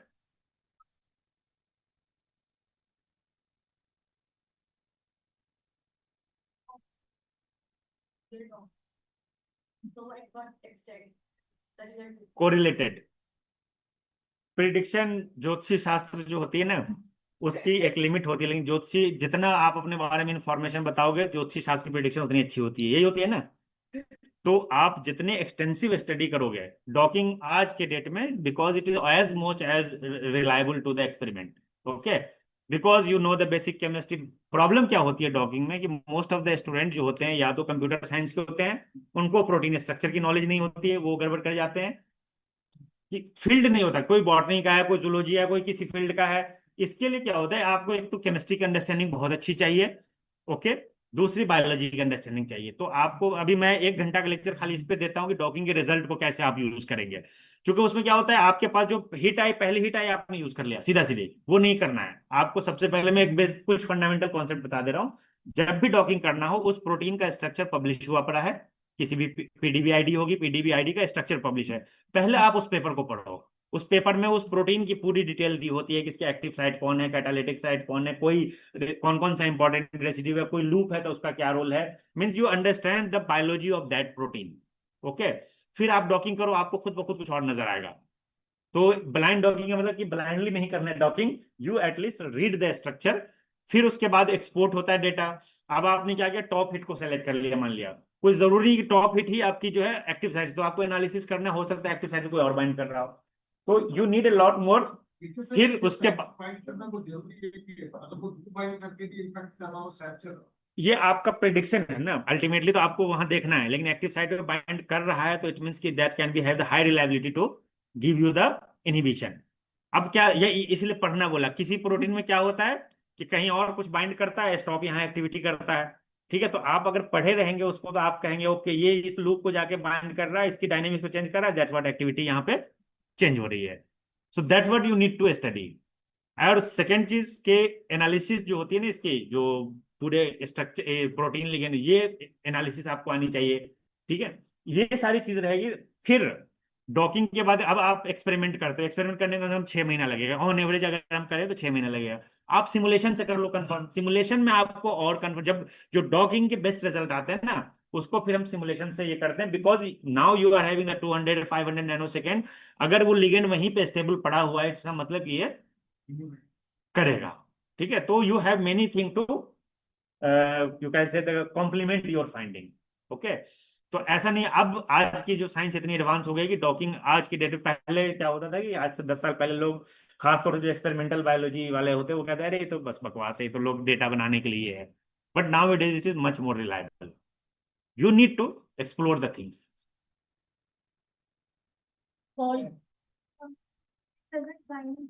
क्या ये software हमें उसी से similar ligand के बारे में भी explain कर सकते हैं? नहीं मिस, अगर लिगेंड नहीं बाइंड कर रहा है तो आपका लिए यूजलेस है, उस लिगेंड को यूज करने की जरूरत नहीं है. लेकिन आपको चाह रहे हो कि उसी से मिलता जुलता क्यों चाहोगे जब एक बाइंड ही नहीं कर रहा है आपको। मिलता जुलता हम कब यूज करते हैं, जो कोई बाइंड करने वाला, जैसे क्या होता है कि एक कंपाउंड ऑलरेडी नोन है इस तरह का, लेकिन उसमें ड्रग लाइक नहीं, तो you can generate the other compound similar to that and you can improve this one. और डॉकिंग का यूज बहुत है, उसको जब आप यूज करोगे ना, जैसे अब डॉकिंग मिल गया, अब उसको हम आंखों से, अपनी आंखों से उसको देखते हैं, then we see what are the chemistry behind it, कहाँ पे कौन सा फंक्शनल ग्रुप ऐड करेंगे, हाइड्रोजन बॉन्ड हम ऐड कर दें जिससे कि हम स्पेसिसिटी बढ़ाएं। तो ये सारी चीज, इसीलिए अभी आप लोग स्टूडेंट हो, but you need a supervisor, you need a teacher. ठीक है, इसीलिए टीचर की जरूरत पड़ती है। ठीक है, बट मैं एक बात कहना चाह रहा हूँ, मैं एक्चुअली शुरू में मैं कहता हूँ, अभी भूल गया था, कि इस टूल को यूज करके आप लोग मास्टर के स्टूडेंट हो, किसके स्टूडेंट हो, मास्टर के, at least you can try to publish one small paper. तो आपको मास्टर लेवल पे आपको एक आइडिया मिल जाएगा कि कैसा एक पेपर हम पब्लिश कर लें। ठीक है, तो ये आपको, that is have the enough material to publish one paper. ठीक है, ये हमारा मेन मकसद होता है, मैं जहां भी जाता हूं, कि बीएससी के स्टूडेंट भी पेपर पब्लिश कर सकते हैं, एमएससी के स्टूडेंट पेपर पब्लिश कर सकते हैं, दैट कैन बी डन। और आपने देखा होगा, सर ने कहा कि मेरे बहुत सारे पेपर हैं, तो बहुत लोगों को लगता है कि बहुत सारे पेपर कैसे हो सकते हैं। द रीजन इज दैट मैं हमेशा बीएससी एमएससी के स्टूडेंट को ये करता हूँ, बोलता हूँ कि एक लेवल पे आ जाए तो मेरे पास आ जाओ। फिर वो जब एक लेवल पे लाते हैं तो फिर हम अपने पीएचडी स्टूडेंट का लगा देते हैं कि भाई इसको जरा कर दो, थोड़ा और हेल्प कर दो, पेपर बन जाए। तो स्टूडेंट के लिए वो पेपर उसके लिए बहुत बड़ी, आपने अगर एक पेपर कर लिया, आप यूएस में पीएचडी में चले जाओगे। ठीक है, तो ऐसे हमारे बहुत हाई सक्सेस रेट है हमारी लैब का, कि हम स्टूडेंट्स को इस तरह करके एक पेपर दे देते हैं, दे लीव टू अच्छी अच्छी लैब में, अब आज वो पीएचडी कर रहे हैं। तो मेरे लिए कोई फर्क नहीं पड़ता, मेरे लिए वो एक दो इम्पैक्ट का पेपर मैटर नहीं करता, लेकिन स्टूडेंट की जिंदगी बन जाती है। अब मेरा मानना, मैं टीचर हूँ, मेरा काम है कि अच्छे से ज्यादा बच्चों को सक्सेस करना। तो इसलिए आप लोग कह रहा हूँ कि आप लोग ट्राई करो। ठीक है, और जब एक लेवल पे आ जाए, आपके टीचर हैं, सब हमारे फ्रेंड्स हैं, आप इनसे बोलो कि सर से कनेक्ट करा दो, I can help you to get it published. Okay, इसके लिए कोई जरूरत नहीं, इसके लिए खाली आइडिया की जरूरत है। ठीक है,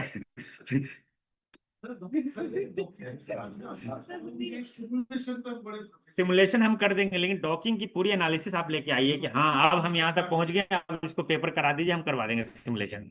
ठीक है, हाँ, लेकिन आपको एक लेवल तक, मैं बच्चों कह रहा हूँ कि बच्चों का जो माइंड होता है ना, बहुत ही एक्साइटिंग होता है, बहुत ही एनर्जेटिक होता है, क्रेजी होता है, और ये बहुत नई नई चीजें सोचते हैं। तो आप लोग सोचो और सोच के लेकर आओ, कोई बीमारी पकड़ लो, कोई डिजीज पकड़ लो, कोई टारगेट पकड़ लो, जितना टाइम आप इंस्टाग्राम पे देते हो ना, उतना टाइम इस पे दे दो, देखो।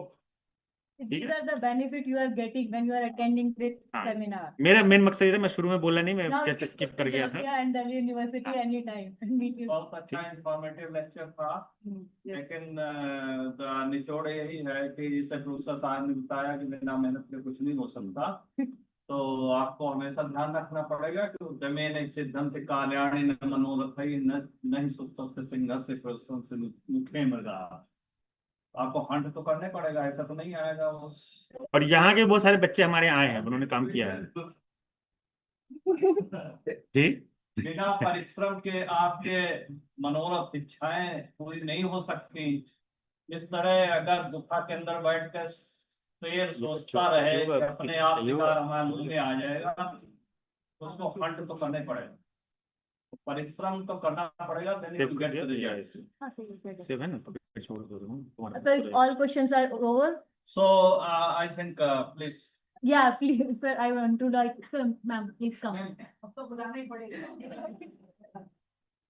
ये पेन ड्राइव मेरी Please है। felicitate our speaker, sir. ठीक है, नहीं सर, ये pen drive नहीं, मैं देती हूँ, अच्छा, सर, ठीक है, मैं आप आते हैं। ठीक।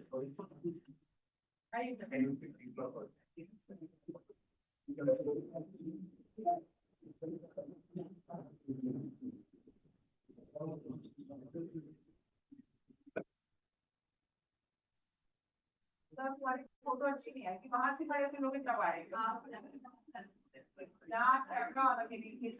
कहाँ गए है हमारे पास?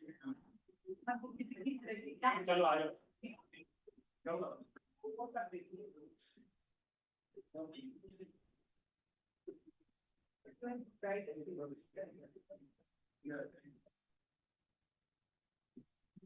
यशिका, ये वाणी यशिका से लोग इसलिए बचे हैं हमारे, ये इसलिए सारे।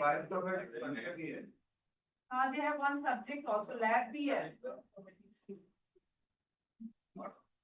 एक फोटो और आपके साथ नहीं मैम के कैमरे में ना आपको थोड़ा मैम का कैमरा लेके खड़ा होना चाहिए आज रिपोर्ट बनाने के लिए अच्छी कॉस्टिंग होती है फिर आपको टेंशन रहता है कि वेबसाइट पे डालिए फोटो तो हमारी सारी फोटो रिजेक्ट हो जाती है इधर आ जाते हैं यहाँ से राइट साइंस वाले कहते हैं फोटो ही नहीं खींचना जानते हैं राइट साइंस तो उल्टा गया सॉरी थैंक यू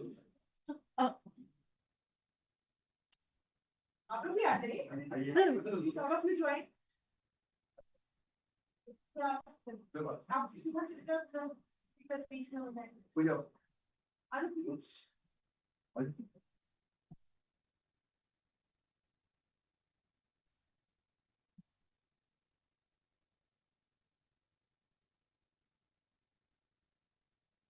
ये सोशल मीडिया है ना तो everybody is dominating this one and all photo इसकी नहीं है तो बात सोशल मीडिया में नहीं है तो इवेंट हुआ नहीं। हाँ वो है और एक जियो टैग फोटो भी चाहिए सर तो भी एक भी सबमिट एक बार आप लोग भी करते हैं कि इंटरनेट में सारा इवेंट जियो टैग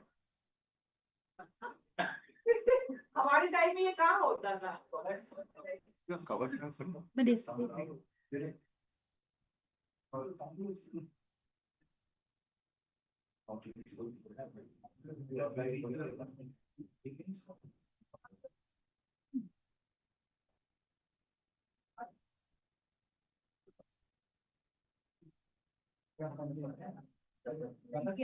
नहीं इनकी वो हो रही है पेन ड्राइव में है तो फिर पेन ड्राइव में दे देगा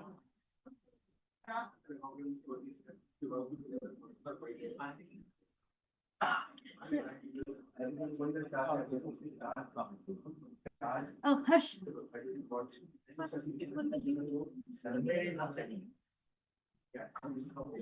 वॉशरूम गए देखियो कहाँ गए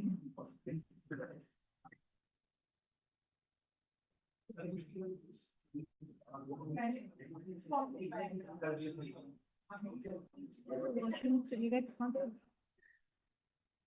नहीं तो लिए मैं फूड पानी अच्छी आई है कि नहीं आई है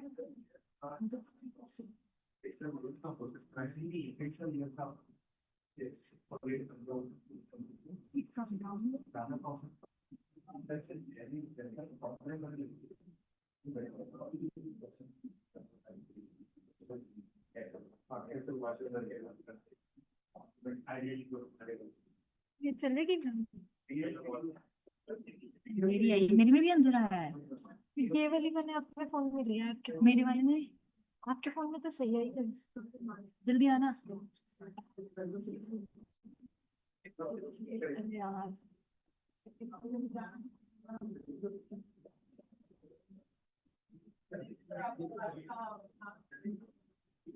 इसको चेक करो थोड़ा सा डाउनलोड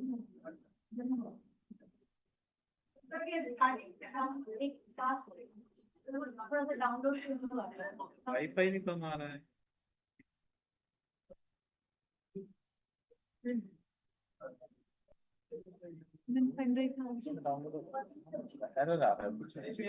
व्हाट्सएप चलाओ हाँ भेजो व्हाट्सएप से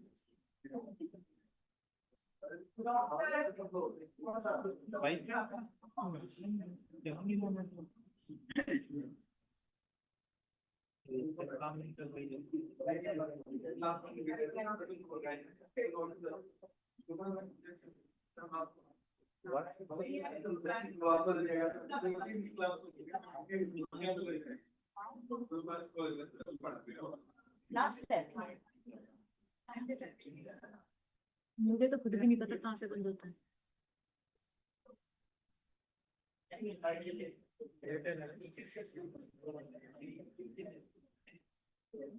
मेरा वाला अनिर्बान सर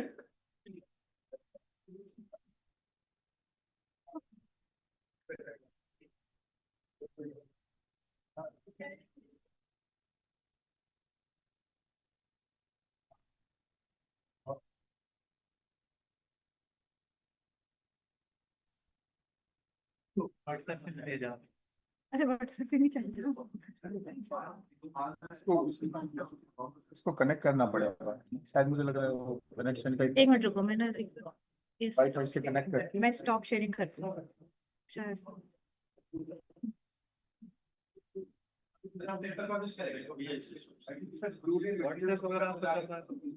हम कर रहे हैं।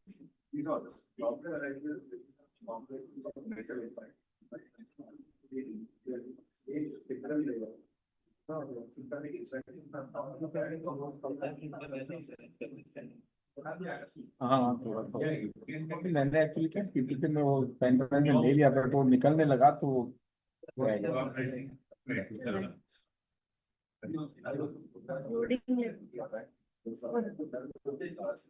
अरे यही डाउनलोड हो जाए, डाउनलोड हो जाए यार। लास्ट में आके हाँ। प्रॉब्लम करता है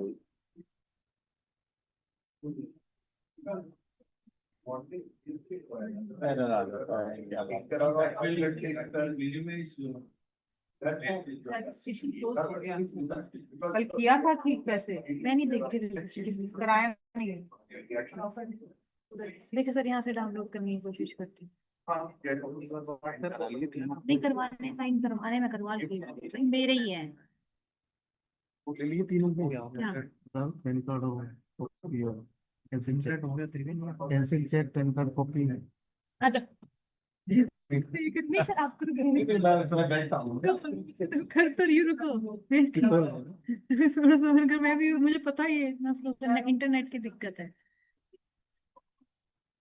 बच्चों को भी तो आने दो। कहाँ? नहीं नहीं, शुरू हो रही है, एसी बंद कर देते हैं, चलो एसी बंद करा लास्ट स्टॉक है। तो उसके बाद तो नहीं है ना, 2 बजे। हाँ, ऑडी में। Hello, ma'am. I'm an Aarti Peshwani from MNIC. My presentation is I am not still presented my work, so I would like to present my work here, and whatever will be the time, you can please share.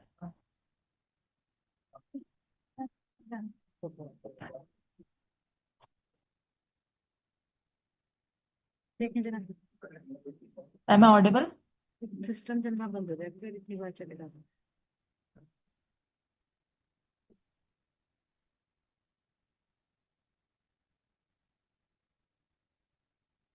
नहीं sir, रुकिए, download ही, अच्छा download ये online चल रहा है।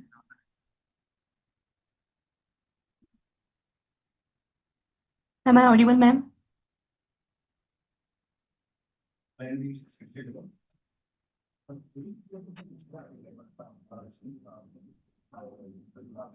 Hello. Light. Hello, ma'am. Am I audible?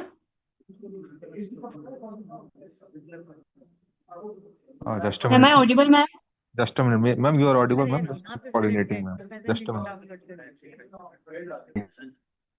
मैं ना, मैं से करंट करती हूँ। हो गई है। Hello.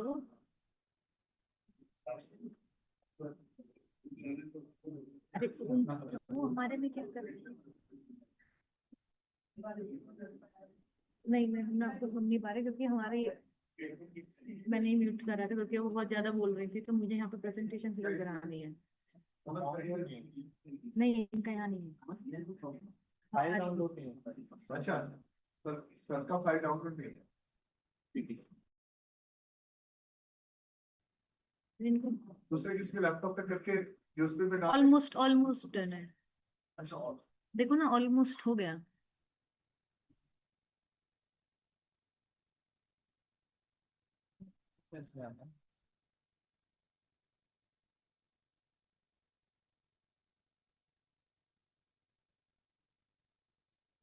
Here you can see Aarti, you are listening me? Your Yes, presentation, ma'am. yeah, your presentation is not in this link. You have to join the oral presentation link. Ma'am, actually in this link possible नहीं है मतलब presentation. नहीं बेटा, in this link possible नहीं है. Okay, ma'am. Okay. Please join the oral presentation link. I think the problem will like exactly for that. a computer scientist is developing a program for phase one. Hmm So he doesn't know the chemistry concept. बस सुनो बच्चे Chemistry is used बुलाओ to guy using to a black box. He doesn't know कि इसमें क्या है. Yes, That is the disconnect. that is the disconnect. That That is a very big disconnect. उसको लग रहा है इसमें अगर डाल दूं ये तेरा है तो तेरा उनसे क्या कर से. But he doesn't know कि उसमें उसकी chemistry के क्या concept आ रहे हैं. What is the law in the concept? So with the advent of AI, now the coders are obsolete. So a chemistry guy maybe a 1 month study can write the code himself using AI. So that gap will be minimized. It is our secretary को Saying like this, even some facials. People, they don't know how to collect the data correctly, properly. If you don't collect the data properly, your industry is like. So there, that gap is because everything is now support. That person doesn't know what is happening inside. very small thing, like, अब X-ray करना है, small angle को X-ray किया, the sample is going to get what? Now, जो machine बना रहा है उसको नहीं पता, और जो chemist data collect कर रहा है, they don't, so that is पढ़ा क्या? so we should start.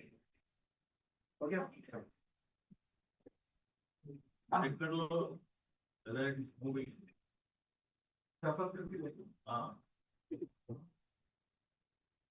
Otherwise, उसी के लिए very point होता है. PDF है ना शायद ये PPT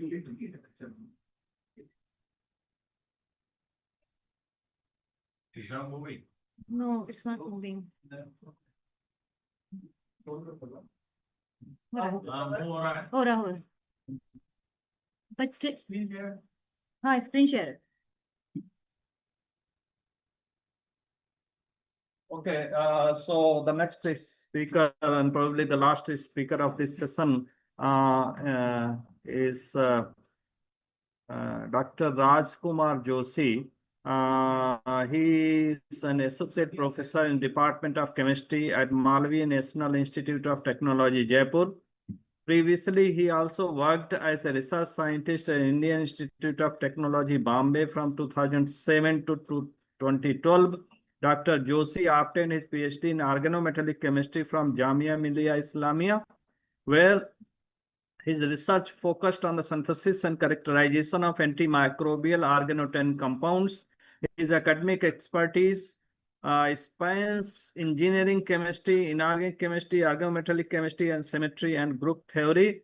With applications, his research centers on the design and synthesis of novel chalcogen-based pincer and HC pincer ligands and their transition metal complexes with applications in the catalysis such as CH activation, cross-coupling reactions, hydrogenation, and carbonylation reactions. Dr. Joshi has supervised 10 PhD scholars and currently 5 research scholars are working under him, and over the 30 and also supervised over 30 MSc projects.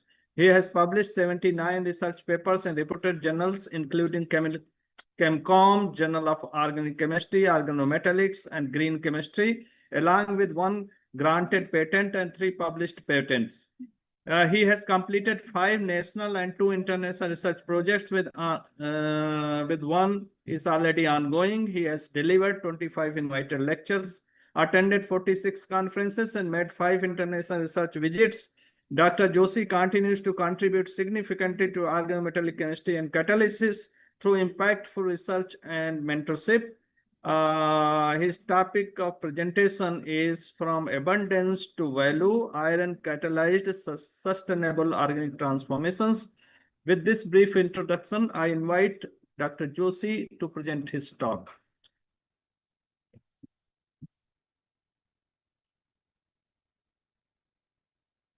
Thank you, sir, for the kind introductions. And I'm also very much delighted and thankful to Dr. Seema and Dr. Kamal Nayan Sharma, as well as all the organizer of this event, a particular conference, for inviting me to present some of the research that we are going at MNIT Jaipur. And So I'm also apologize. There is a little bit change in the title. So maybe I forget to change a little bit. So anyway, as just before me, the speakers told that they are doing docking studies, and for this one you need chemicals. Actually, you need to synthesize the chemical. So we are basically from the synthetic chemistry. We need to synthesize the chemicals, and once the chemical has been synthesized, then the next part will come, the application part. So what we are doing, this is just glimpse that the chemistry that we are doing. We are doing the organometallic chemistry, and we have used uh, pretty old organometallic complexes, which include metal carbonyls and metal carbonyl clusters. So if you will see this chemistry is textbook chemistry. So many informations of this chemistry is available in the textbook. So this is not, you can say it's not a new chemistry, but the kind of the result that we are doing is different. Another thing that the work that my lab has doing is the synthesis of pincer complexes. And Dr. Kamal Nayan is sitting in the audience. He was the person who established this particular field in my lab. And we have done pretty good work in particular this area. But once he left and joined Amity, the work is also we squeeze it. So right now we are not much working in this particular field. And we are also working in catalysis chemistry. So we explore several kind of the organic transformation reactions by various cross-coupling reactions and CH activations. A part of that, we are also focused on some specific synthesis of some specific molecules. Those have some value added informations or values. They can be used in several kind of the purposes, including medicinal chemistry purposes and other ones. So this is the glimpse, and before whatever the work we have, I'm going to be show. This is not possible to acknowledge by these my students, and particularly the upper one students. Today the work that I'm going to present over here is done by Dr. Deepak, Manisha, and Akanksha. And part of that, the whole work was built up by those students, including Dr. Kamal, who is sitting here. So basically, if you will see the periodic table, and you will see, so several metals are there. And if you will see, most of the metals, those are used for the catalytic purpose, and most of them are coming from 4D or 5D transition metals. Those are, we consider them as a noble metal, and they are noble because the quantity or abundance of these metal is less. That's why they become precious. The cost of these metal is comparatively high. So what alternative can be possible to replace in the coming futures? We cannot sustain with the long time with the palladium or rhodium or iridium, because these are considered to be the most prominent or active materials for catalytic application. So we have to think about the 3D transition metals. The one thing that the 3D transition metals is because they are much in abundance, and second one thing, they are highly cheaper. And third thing, the property associated with them, though, which is, we can say, which hindered by use of these material, particularly 3D transition metals, that activations, because these materials are quite less active, and a part of that, they are less active and they decompose very fast. So you need to control that, how to control these decompositions. Then you can make these compounds very active, and you need to design, or you need to tune the environment of these metals by selecting ligands. Then you can make them valuable. So today just I'm going to be speak, which is the topic is very old topic, which is considered as carbonyl. Metal carbonyl chemistry is quite old. If you will see, this is almost 150-year-old chemistry. So you are very much familiar with iron pentacarbonyl, ruthenium carbonyl, cobalt octacarbonyl. They have pretty good applications in several kind of the organic reactions, including hydroformylations and hydration reactions. So this is the one of the, I mean, this is for just for MSc student, what applications of carbonyl is there. A part of them, people have used them for cluster growth reactions, because they can interact with the small molecules, and they can generate that kind of the system. You can see many people are using them to activate the organic molecules. Some of the compounds are mentioned below over here, and some compounds are used as a catalyst, like iron pentacarbonyl, ruthenium, and this is Another one is this Coleman reagents. So now these are the some of the reactions I have picked for metal carbonyl. Like in the first reactions where you can see the Chatani and all have used these particular ruthenium carbonyls for the activation of CH bond. And if you can see this sp3 hydrogens can be carbonylated with CO to form such kind of the organic molecule, but it take pretty long time. The reaction take almost 5 days as well as pretty high temperatures. So, but if you will explore some other molecules like the downside one that ruthenium carbonyl was also used for the coupling reactions. So you can couple several alkynes into the useful organic product. We can see over here the coupling of the molecule. So they can be used a part of the cluster formations. They can be used for these kind of applications, organic transformation. This is another reaction where we have explored the ferrocenyl ethylene. And if you will see the heat this ferrocenyl ethylene with molybdenum hexacarbonyl in ruthenium at 80 degrees centigrade temperature, you will be end up with the formations of a benzene and substituted ferrocenyl benzene you can observe over here. A part of that, if you will take some small molecule along with the ethylene, then you will be end up with the formations of this cyclic molecule like thiophene or selenophene kind of the molecules can be formed. So cyclizations and cyclization along with the CO can be possible because carbonyls mainly people have used them for carbonylation reactions. So I'm going to speak on the particular one metal only, the iron pentacarbonyl. And this iron pentacarbonyl is very old. You can say this was discovered during that the nickel tetracarbonyl was discovered. It was discovered by Karls and Ludwig Moon. These persons have synthesized this very, very long back. And there are some process, those are mentioned to synthesize them. The another thing which is very important for this particular one, because carbonyl complex are considered to be hazardous, or these are considered to be little toxic because they can eliminate or they can release the CO. And if you will inhale the CO, then this could be a problematic for us. So particularly nickel tetracarbonyl is considered to be highly toxic, and after that the iron pentacarbonyl will come. But comparatively nickel and iron, there is a huge difference. The boiling point of the iron pentacarbonyl is somewhere around 101 degrees centigrade. So there is a flexibility. You can use them, these carbonyls, for your applications. So Professor Warner Rappe has synthesized several, you can say, organic compounds by using this iron pentacarbonyl. So there is nothing new that I'm going to be represented. It's something like old wine in new bottles. So means this molecule that which was already discovered long back, how to explore this molecule for today's chemistry or today's science, that I'm going to discuss over here. So my lecture will consist of some 4-5 set of the reaction. One of the set is FeCO5 catalyzed cycloaddition reactions. So what we can do in the cycloaddition, as the name represents cycloadditions, you are going to be cyclize a few compounds. So like we have seen over here, the ferrocenyl ethylenes, once you photolyze the ferrocenyl ethylene along with the iron pentacarbonyl, then you can see these two organic compounds will form, which along with the CO insertion. So this is the dimerizations of the ferrocene along with the CO, and these compounds, those are formed is quinone. And a part of that, we can also isolate one of the organometallic intermediate, which is ferrol, the first compound.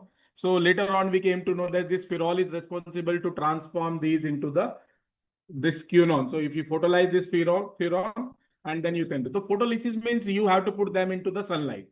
So there is no need to have a specific setup. You just put the reagent into the sunlight, and because carbonyl require very less amount of the energy to get displaced. So once carbonyl will be displaced, then the ligand will occupy over the metal surface, and you will see such kind of the organic transformation. Apart of that, like we have used the trimethylsilane and using this isopropyl alcohol as a solvent along with the carbonyl, we just purge CO gas over here. Then cyclizations of this pyranone was formed. So if you will see the cyclization of this formation, this 6-membered electron is normally not possible in a one step.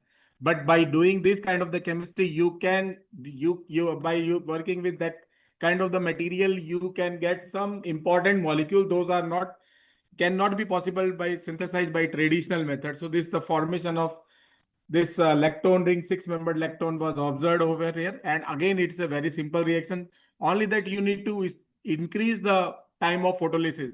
So putting the reagent for 4 hours is, you will be end up with this compound.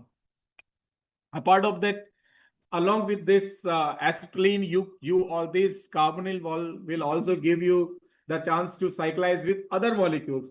Like we have used over here ferrocyanide acetylene and isothiocyanate. And thiocyanate we have used, cyanate we have used over here. And then you can see in the first reactions, this PHNCO was cyclized along with this ferrocyanide acetylene to give these 2 molecules. The first molecule is called as melamide, and the second molecule is called as a hydantoin. But the reactions offer selectivity. If you will photolyze these reactions in the CO atmosphere, you will be end up with the first molecule, which is melamide. And if you will do the reaction in the nitrogen atmosphere, because there is no CO, then the PHNCO will be come into the picture, and 2 molecule of acetylene will this particular reactions will give you the another compound, which is hydantoin. So both of them compounds are very important for medicinal chemistry purpose. Yes. So we have done several kind of you can say the substrate we have checked. We have checked the reactions with different acetylenes along part of this ferrocyanide acetylene. The reaction can be done with the TMS acetylenes or diacetylenes. You can see the scope of both of them is pretty good.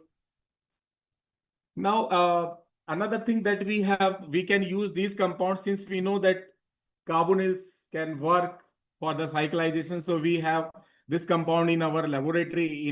This is NILs aldehydes are there. So this moiety particularly looks very attractive. They can be easily cyclized. So we have used this along with the aerial oxidation reactions, and we get up this substituted, you can say, furan molecules. And we further explore this chemistry with different ferrocyanide acetylenes. And then, or you can say R groups, we are changing from the upside, which is the molecule was developed by the simple reactions of Sonogashira coupling reactions. And several kind of the ferrocyanide substituted pherols were formed. And there is a reaction mechanism how this is going to be happen. So if you will see these reactions, this is again very classical mode of the reactivity. Iron pentacarbonyl is very pretty easily can bind up with the acetylenes. Like there is a bind up in the acetylene in A molecule, and then there is a cyclizations along from the aldehyde part. It can cyclize like this to form this furan ring and then oxidized to give that kind of the molecules. So in the second thing, that what a part of cyclization, what we can do the carbonylation reaction. You see, can I interrupt? Yeah. In the previous slide, have you observed the formation of 6 endotic products? A previous slide, you want to say like this? The next one. There is a second one where you were showing the mechanism. Here. Yeah, here. So you showed that it's so big cyclization. Yeah. Have you observed the 6 endotic cyclization? No. It's also possible. Yeah, maybe possible, but if you will see in the beginning, this is the single crystal structure that we got. So after the high stability of the fiber. yeah, furan is the highly stable. Yeah. So another thing that we can do the carbonylation reactions. So like this is the same reactions that I shown you for the cyclizations. We have used this ferrocyanide acetylene in alcohol and just photolyze these reactions for 30 minutes at the same parameter, 0 degree centigrade temperatures, or you can do it in the sunlight also. The formations of alpha beta vinyl esters were observed over here. So you can see the all varieties of the acetylene can be tried. Here in the formations, you can see along with the CO, the alcohol is also participating in these reactions for the formations of this product. And here alcohol can be used as a solvent. So we are using as a solvent as well as the reagent over here in this reaction. Apart of that, if you will go for the longer photolysis, the same reacting reagents will give you this particular 5-membered lactone, which is considered as a gamma lactone. So you can synthesize gamma lactone just by tuning in the time of irradiations. So if you will increase the irradiations time, the course of the reactions may change, and the formations of these lactones were observed over here. And again, we have seen that for these transformations, as I have shown you in few slides back, this pherol is the intermediate that was obtained. So that transformation also is also going through the pherol. So pherol is the intermediate for particular these reactions. What else we can do for these reactions? Like we have seen that irradiations, photo irradiations is playing a big role to choose what compound is going to be come up. Here we reduce the time of photolysis and just photolyze these reactions just only 5 to 15 minutes. And you can see there is the formation of a different product. And this product is called as a retinoid esters, which is again a biological molecules. And the retinoid ester is in the market. This is a market name, commercial name. This was useful for the development of eyes. So as a medicine, this is available in the market. So, but you can synthesize this material, just photolyze ethylene in alcohol, and we have done this substrate scope, and we know that the reaction is working with primary alcohol, secondary alcohol, and tertiary alcohol, and the yield in the tertiary alcohol is very high. Probably this acidic strength of alcohol is playing a role over here. And you can also do the different ethylene can be used for this transformation. The another thing that we can do for this catalytic reaction in third part, we have explained this hydrogenation reactions.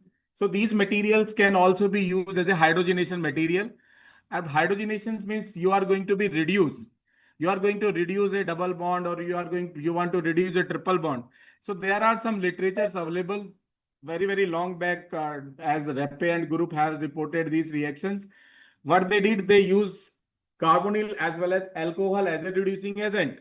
But we substitute this, we try to use water as a reducing agent. If you will see in the first part, there are several metals has been used for the reductions chemistry. Palladium, rhodium, iridium, these are very much common, pretty common. But the only important thing, only drawback of these material is like they use hydrogen as as a reducing agent, and hydrogen has to be used on a high pressure. So this limit, you have to have this is the limitations. You have to have a specific environment, then only you can do. And a part of that, the catalyst is pretty costly.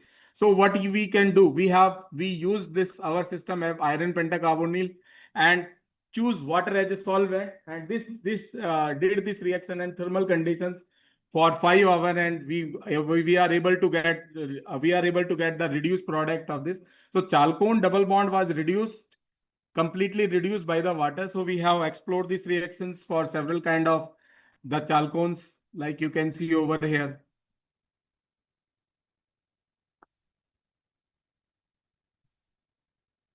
Apart of that, there are again ferrocyanide based chalcones are there, some more substrate scope. Apart of that, you can also able to reduce dichalcones, like in these product you can see over here. You can also able to reduce the conjugated dienes over here. You can see in these product ferrocene one, where you can reduce single bond as well as double bond, and together double bond can also be reduced by using this method. Okay, and here are the study then how you will prove that water is working as a reducing agent. So that can be done by labeling experiment. Instead of using water, we can use the D2O. And in D2O, you can see that the incorporation of deuterium was observed over here, that you can easily find out by the NMR. So now what is the mechanism for this one? So mechanisms is again pretty easy mechanism, because if there is a base, and the base we interact with the water to give you hydroxide ion, and this hydroxide ion will attack on this carbonyl carbon, and it's eliminate the CO2 to generate a hydride, metal hydride species. So this generation of metal hydride species is very important, because now metal hydride can transfer the hydrogen. So in this metal hydride H2FeCO4 B intermediate was generated, and this intermediate ligated with this double bond, and then it transferred the hydrogens like this, you can see over here, and it can get back into the reaction. So this is the reaction mechanism, which looks pretty easy over here. Now, a part of this chalcone, can you reduce the alkynes? So we have also reduced the alkyne. We have taken the diphenylacetylene, and by putting our same reaction parameter, just only we introduce TBAB, which is a phase transfer catalyst. Sometimes it's needed to increase the solubility of your organic material in the water, actually, to make them little bit solubilized.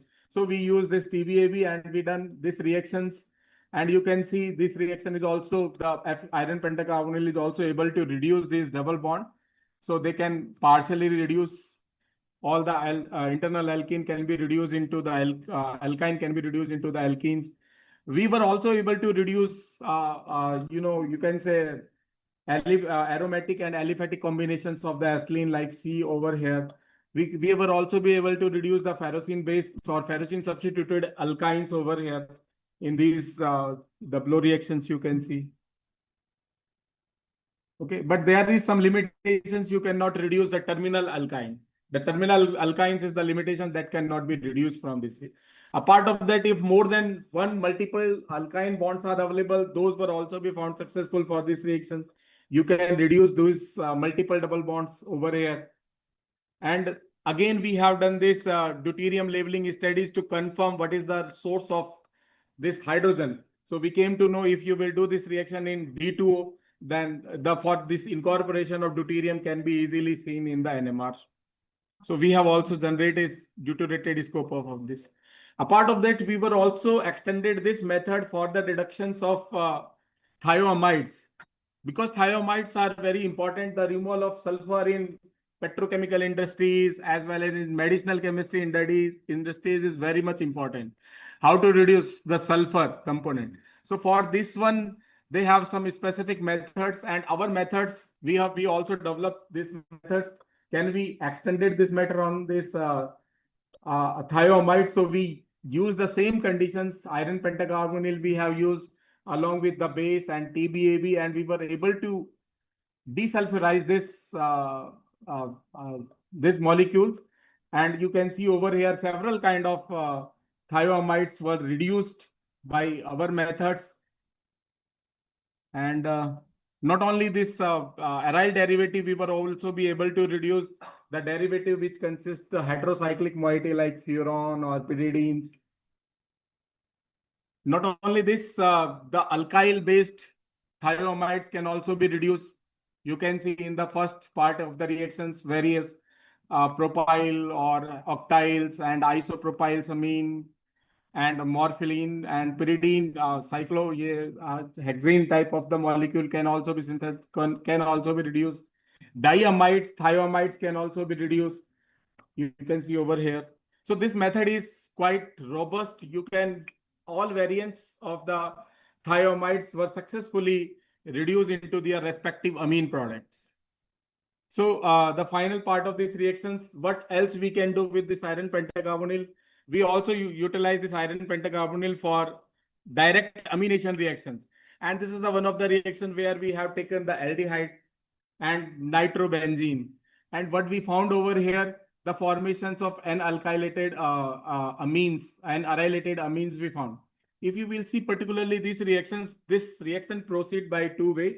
The first part of the reaction is the reductions of nitrobenzene. So nitrobenzene has to be reduced into the amine. And once this reduced into amine, then it can go for the CIF base reactions and it can convert into the react with the aldehyde to form imine. And this imine is going to be further reduced with iron pentacarbonyl. So here two type of the reductions can be easily observed over here. And the reaction condition is again same. We have used water as a reducing agent and doing this reaction just in 3 hours at 100 degrees centigrade temperature. So a lot of varieties of the ferrocene based amine were synthesized by these reactions. We have also extended these reactions on the phenyl benzaldehyde, and several kind of the amines were obtained from this. And we have also checked this reactions is working with the amines or not. So this reaction is also working with amine. However, amine in our case, once you will use this nitrobenzene, this is forming in situ. So once in situ form, then it will react with the amine, but directly So this particular experiment will give you the hint that amines are in situ forming in the reaction, then they are going to form the imine formation. So aniline is formed, aniline is directly reacted with this, and then iron pentacarbonyl reduce this imine bonds. Apart of that, we have also extended these reactions with the chalcones, those substituted with the nitro group. So here there is a selectivity that which bonds can be reduced further. So there are carbonyl, there is alkene, and there is a nitro group. What we found in our reactions that the nitro group and alkene are going to be reduced. So here again, this nitro group was first transformed into the aniline, and once then it form aniline, then it react with the aldehyde. A part of that, this chalcone conjugated double bond, which is in the conjugation with the ketone, was also reduced. So there is no selectivity to a nitro group as well as the alkenes. Both are going to be reduced at the same time. However, there is a selectivity in the upper one compounds. So we have used these reactions. A part of that, what we did, we also extended these reactions for hydroaminations. Can we directly generate the amines by using styrene? So we have used this styrene and as well as nitrobenzene. Then what is happening over here? Nitrobenzene is converting into the aniline. And once it's converted into the aniline, then it may react with the styrene to give you directly the amine. But what is happening over here? If you will see the reaction, there is a one carbon is extra carbon is coming into the product. Instead of the two carbon, there is a 3 carbon in this phenyl side ring actually. So what is the source of the another carbon? So means this reaction is following two pattern. The styrene is converted in, the styrene is hydroformylated and converted into this aldehyde first, and then on same time this nitrobenzene is also converted into the aniline, and then they are going to be to form a Sif base, and then this Sif base is further is going to be reduced. So this at a time there are 3 set of reactions are going on: hydroformylations of the styrene, reductions of the nitrobenzene, and then reductions of the imine bond. So all 3 things you can do by using all 3 reductions you can do by this particular single catalyst. So it's a cascade reactions, means multiple type of reactions can be performed over here. So we have extended this substrate scope for various varieties of styrenes, substituted styrenes. We have also extended this reaction with ferrocene based styrenes. Normally the ferrocene is considered to be the organometallic compound and it is sensitive compound. So but this ferrocene is nowadays is developing so much vast application. So you have to have the strong library of the ferrocene. So we have done this. A part of that, we have also explored disubstituted ferrocene molecules for longitudinal chain. So now as these are the reactions that we have done, but now the questions comes in our mind as I explained you in the beginning. This iron pentacarbonyl is considered to be the toxic. Many people consider it's a toxic. However, I am using this iron pentacarbonyl is in normal condition, but you have to work in the fume mode. That is the only constraint that I feel.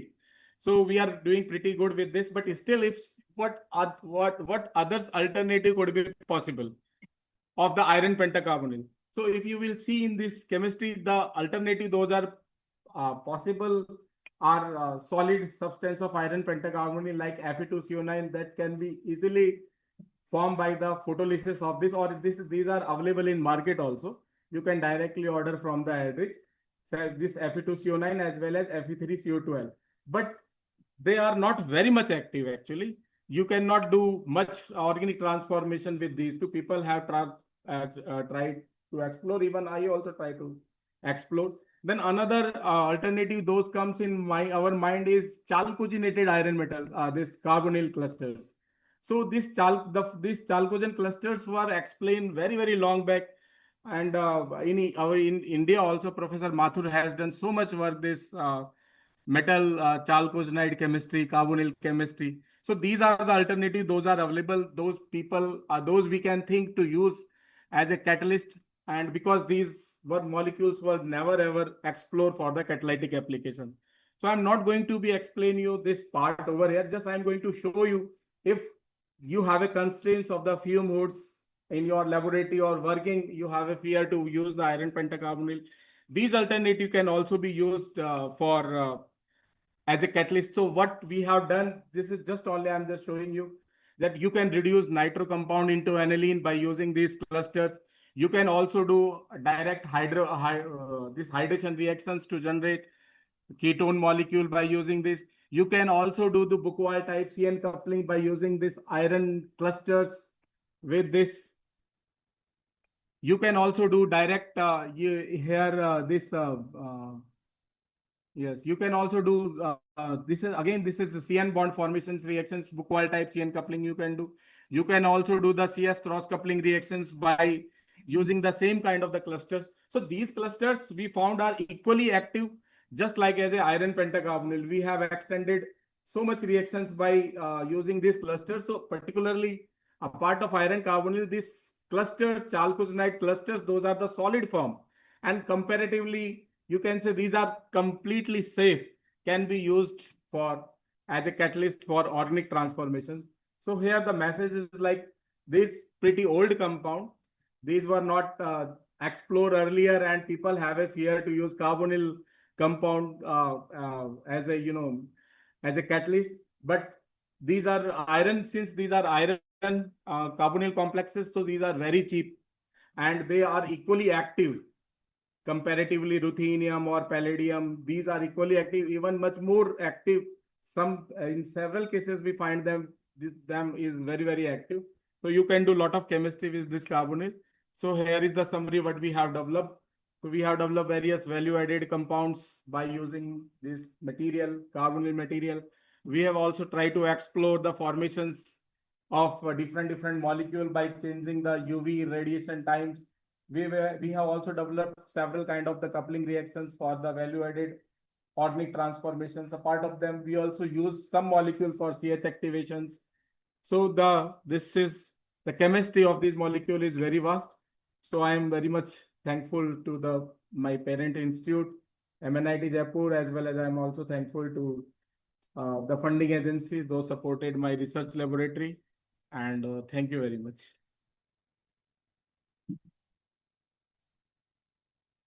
So the presentation is open for the questions. So these are again homogeneous catalysts, right? All homogeneous proposed. But there is a doubt in Fe3 clusters because these clusters is not soluble in water. So there is, It might be I mean, colloidal state. it might be colloidal state, yeah. So something either like TBAB kind of the material has to be used to make them little solubilized. But all of them are working I in. see in the later reaction, the amount of base used is more than maybe that is reaction specific. But when you were just using iron pentacarbonyl, it was 0.2 equivalent base. Later reaction to cluster, you are using like 2 equivalent of base. So Yes. Yeah, base is all the reactions base is required. Base is required. Yeah, in some point of the times where most of the reactions we are doing in aqueous medium. And in the reduction chemistry and all, you have seen the water is working as a splitting, water is splitted and then it activates the iron to convert into the hydride. So base is important for us, and this also helps to decarbonylate iron pentacarbonyl as well as clusters. So once the carbonyl group will come out, there is one source, the either sunlight you can use or heating you can use, but that can be expedited by using the base, the formation. So that's why you can do the reaction in quite. Concentrate bulk time, you said 0 degrees and sunlight. So that is I mean we have the lamp that the lamp that we have, this generate lot of heat. So we need to cool actually this in our lab. But if you will do these reactions in the sunlight, it take little long time, but you can leave it on the sunlight and you will get the product. But it take little longer time. Like here I have mentioned 30 minutes. There you have to wait at least 3 hours. So it's a xenon lamp. The lamp that you have. Mercury lamp. I have a mercury lamp. So 250. 256. And in sunlight you have visible also. Yeah, visible also. Yeah, that's yeah. Yeah, but all these reactions have also been checked in sunlight also. They are working. But since we want to complete it very quickly, or we have to check several other reactions. So most of the time we are doing in the laboratory. That lamp is not very costly. This is somewhere around 6,000, 7,000. 7,000. This is locally available in Chennai-based company, SAIC company. You can procure it from there. But you need cooling. But we need cooling because it's heat up, right? So it's heat up. Otherwise, it may go on. But the mechanistic aspect you can get only from the lab because sunlight you would not know which parts are activated. Yeah, by which. that's another thing. Yeah, that's the another yeah, this is another drawback. There, particular yes, in sun doing the reaction in the sunlight, some other products are also coming. So yeah, this is true. This is Okay. I mean, you can do using O18 also, maybe, you know, that's a very interesting, but you are using deuterium. So maybe, you know, inline. yeah, for labeling experiment. Yeah, labeling experiment. Yeah, that. You get much better insights into the mechanistic chemistry that. Yeah, But it's expensive. I mean, it's. yeah. But now we have started doing this DFT calculations in the collaboration. So this even we can also several the reaction intermediate were trapped in HRMS also. So we do HRMS and then we also include this DFT calculations to explain the mechanism. So the low energy species are matching with your intermediates in the DFT? No matching. They are matching. They are matching.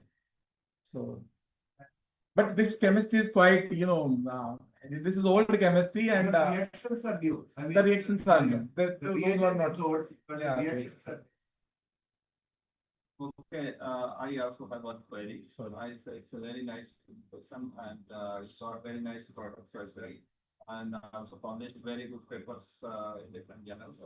I'm wondering, you have showed us that the desulfurization of iron. So do you think there is also possibility to deoxygenation of amides?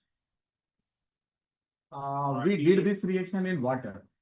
So I mean the source is already available. I mean that there is a splitting and I have not shown that one. So one point of the time we are showing that FeCO4 O is forming as the intermediate. Okay. So I mean there is no transformation of sulfur to oxygen. There is no transformation. Only this splitting is there. But maybe if we purge the oxygen. If we purge the oxygen, then it could, because we have seen aerial oxidations and all, we have seen where the carbonyl group was, carbon was oxidized into the CO group, carbonyl, in the formation of furan. In the furan, one CO is coming on the, you know, oxygen is coming there. So there is a possibility. No, all these reactions in water and aerobic conditions. Okay. So I think there is no more. Any other question? No more Other questions. question from the students? Are using the substitutes of the yield could decrease, I saw. When by using, sorry? Substitute. Using the alternatives of FeCO5, no?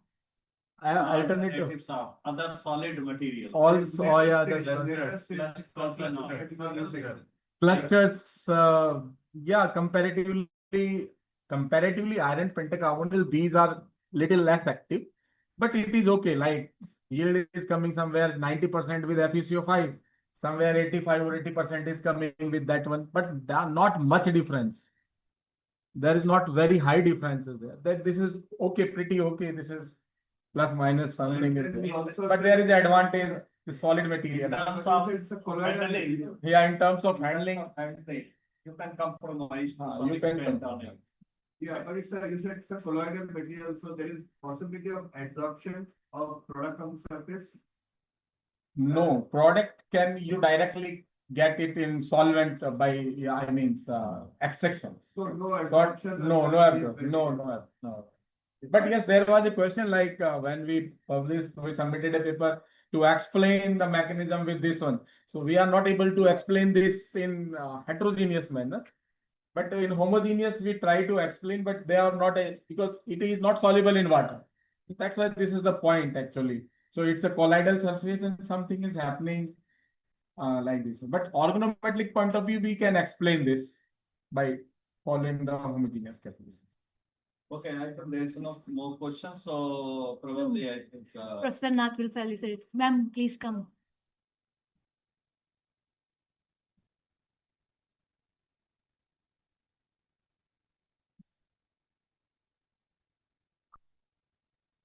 Sir, एक minute.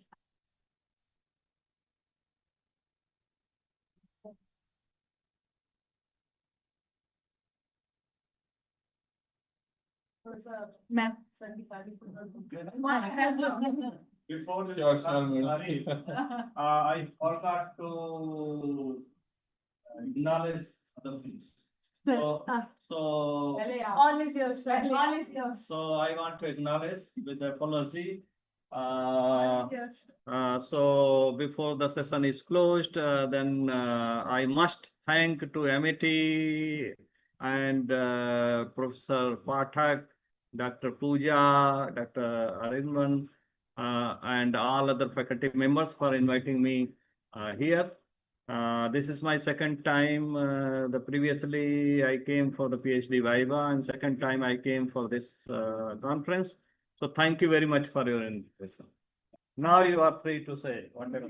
But ज़्यादा तारीफ नहीं, मैं So, students, this is my honor that Professor Nath and Professor Nagarajan and Professor Joshi has, accepted our invitation, because routinely we teach you, but we wanted you to have flavor of the professors from outside, because we feel that we are not less than DU or IIT Delhi or anywhere else, because we have that type of fabric in our faculty.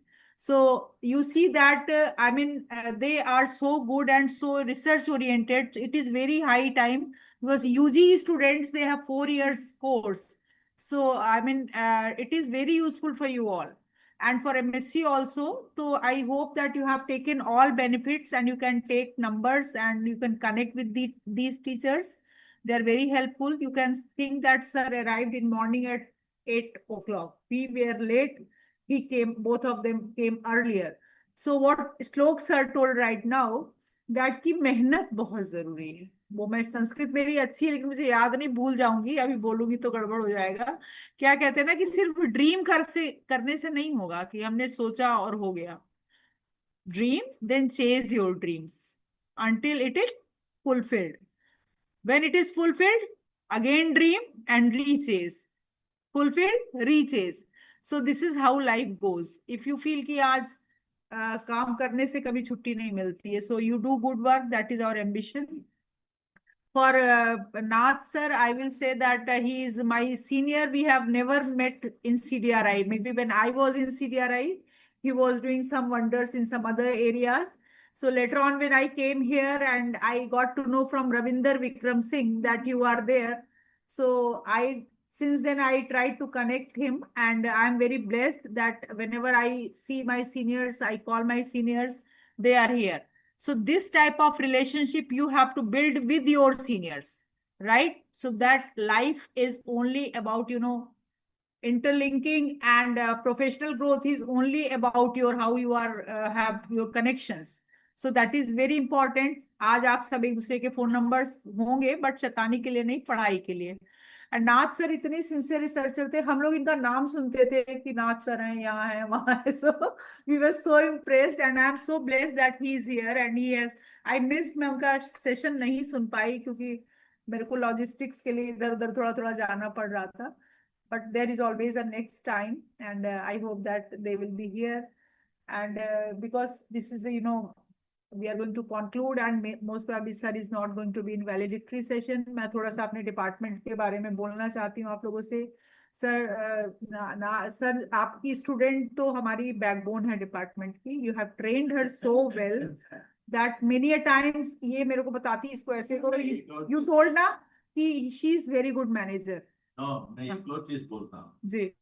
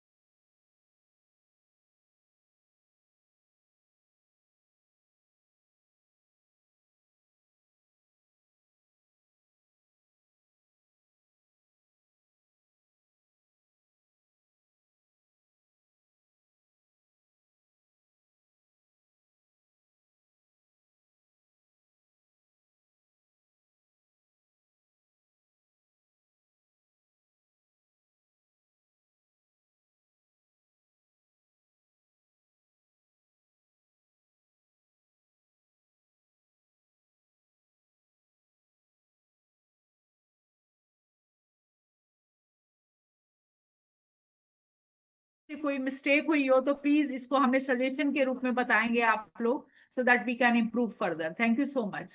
Thank you. Let's chat for our.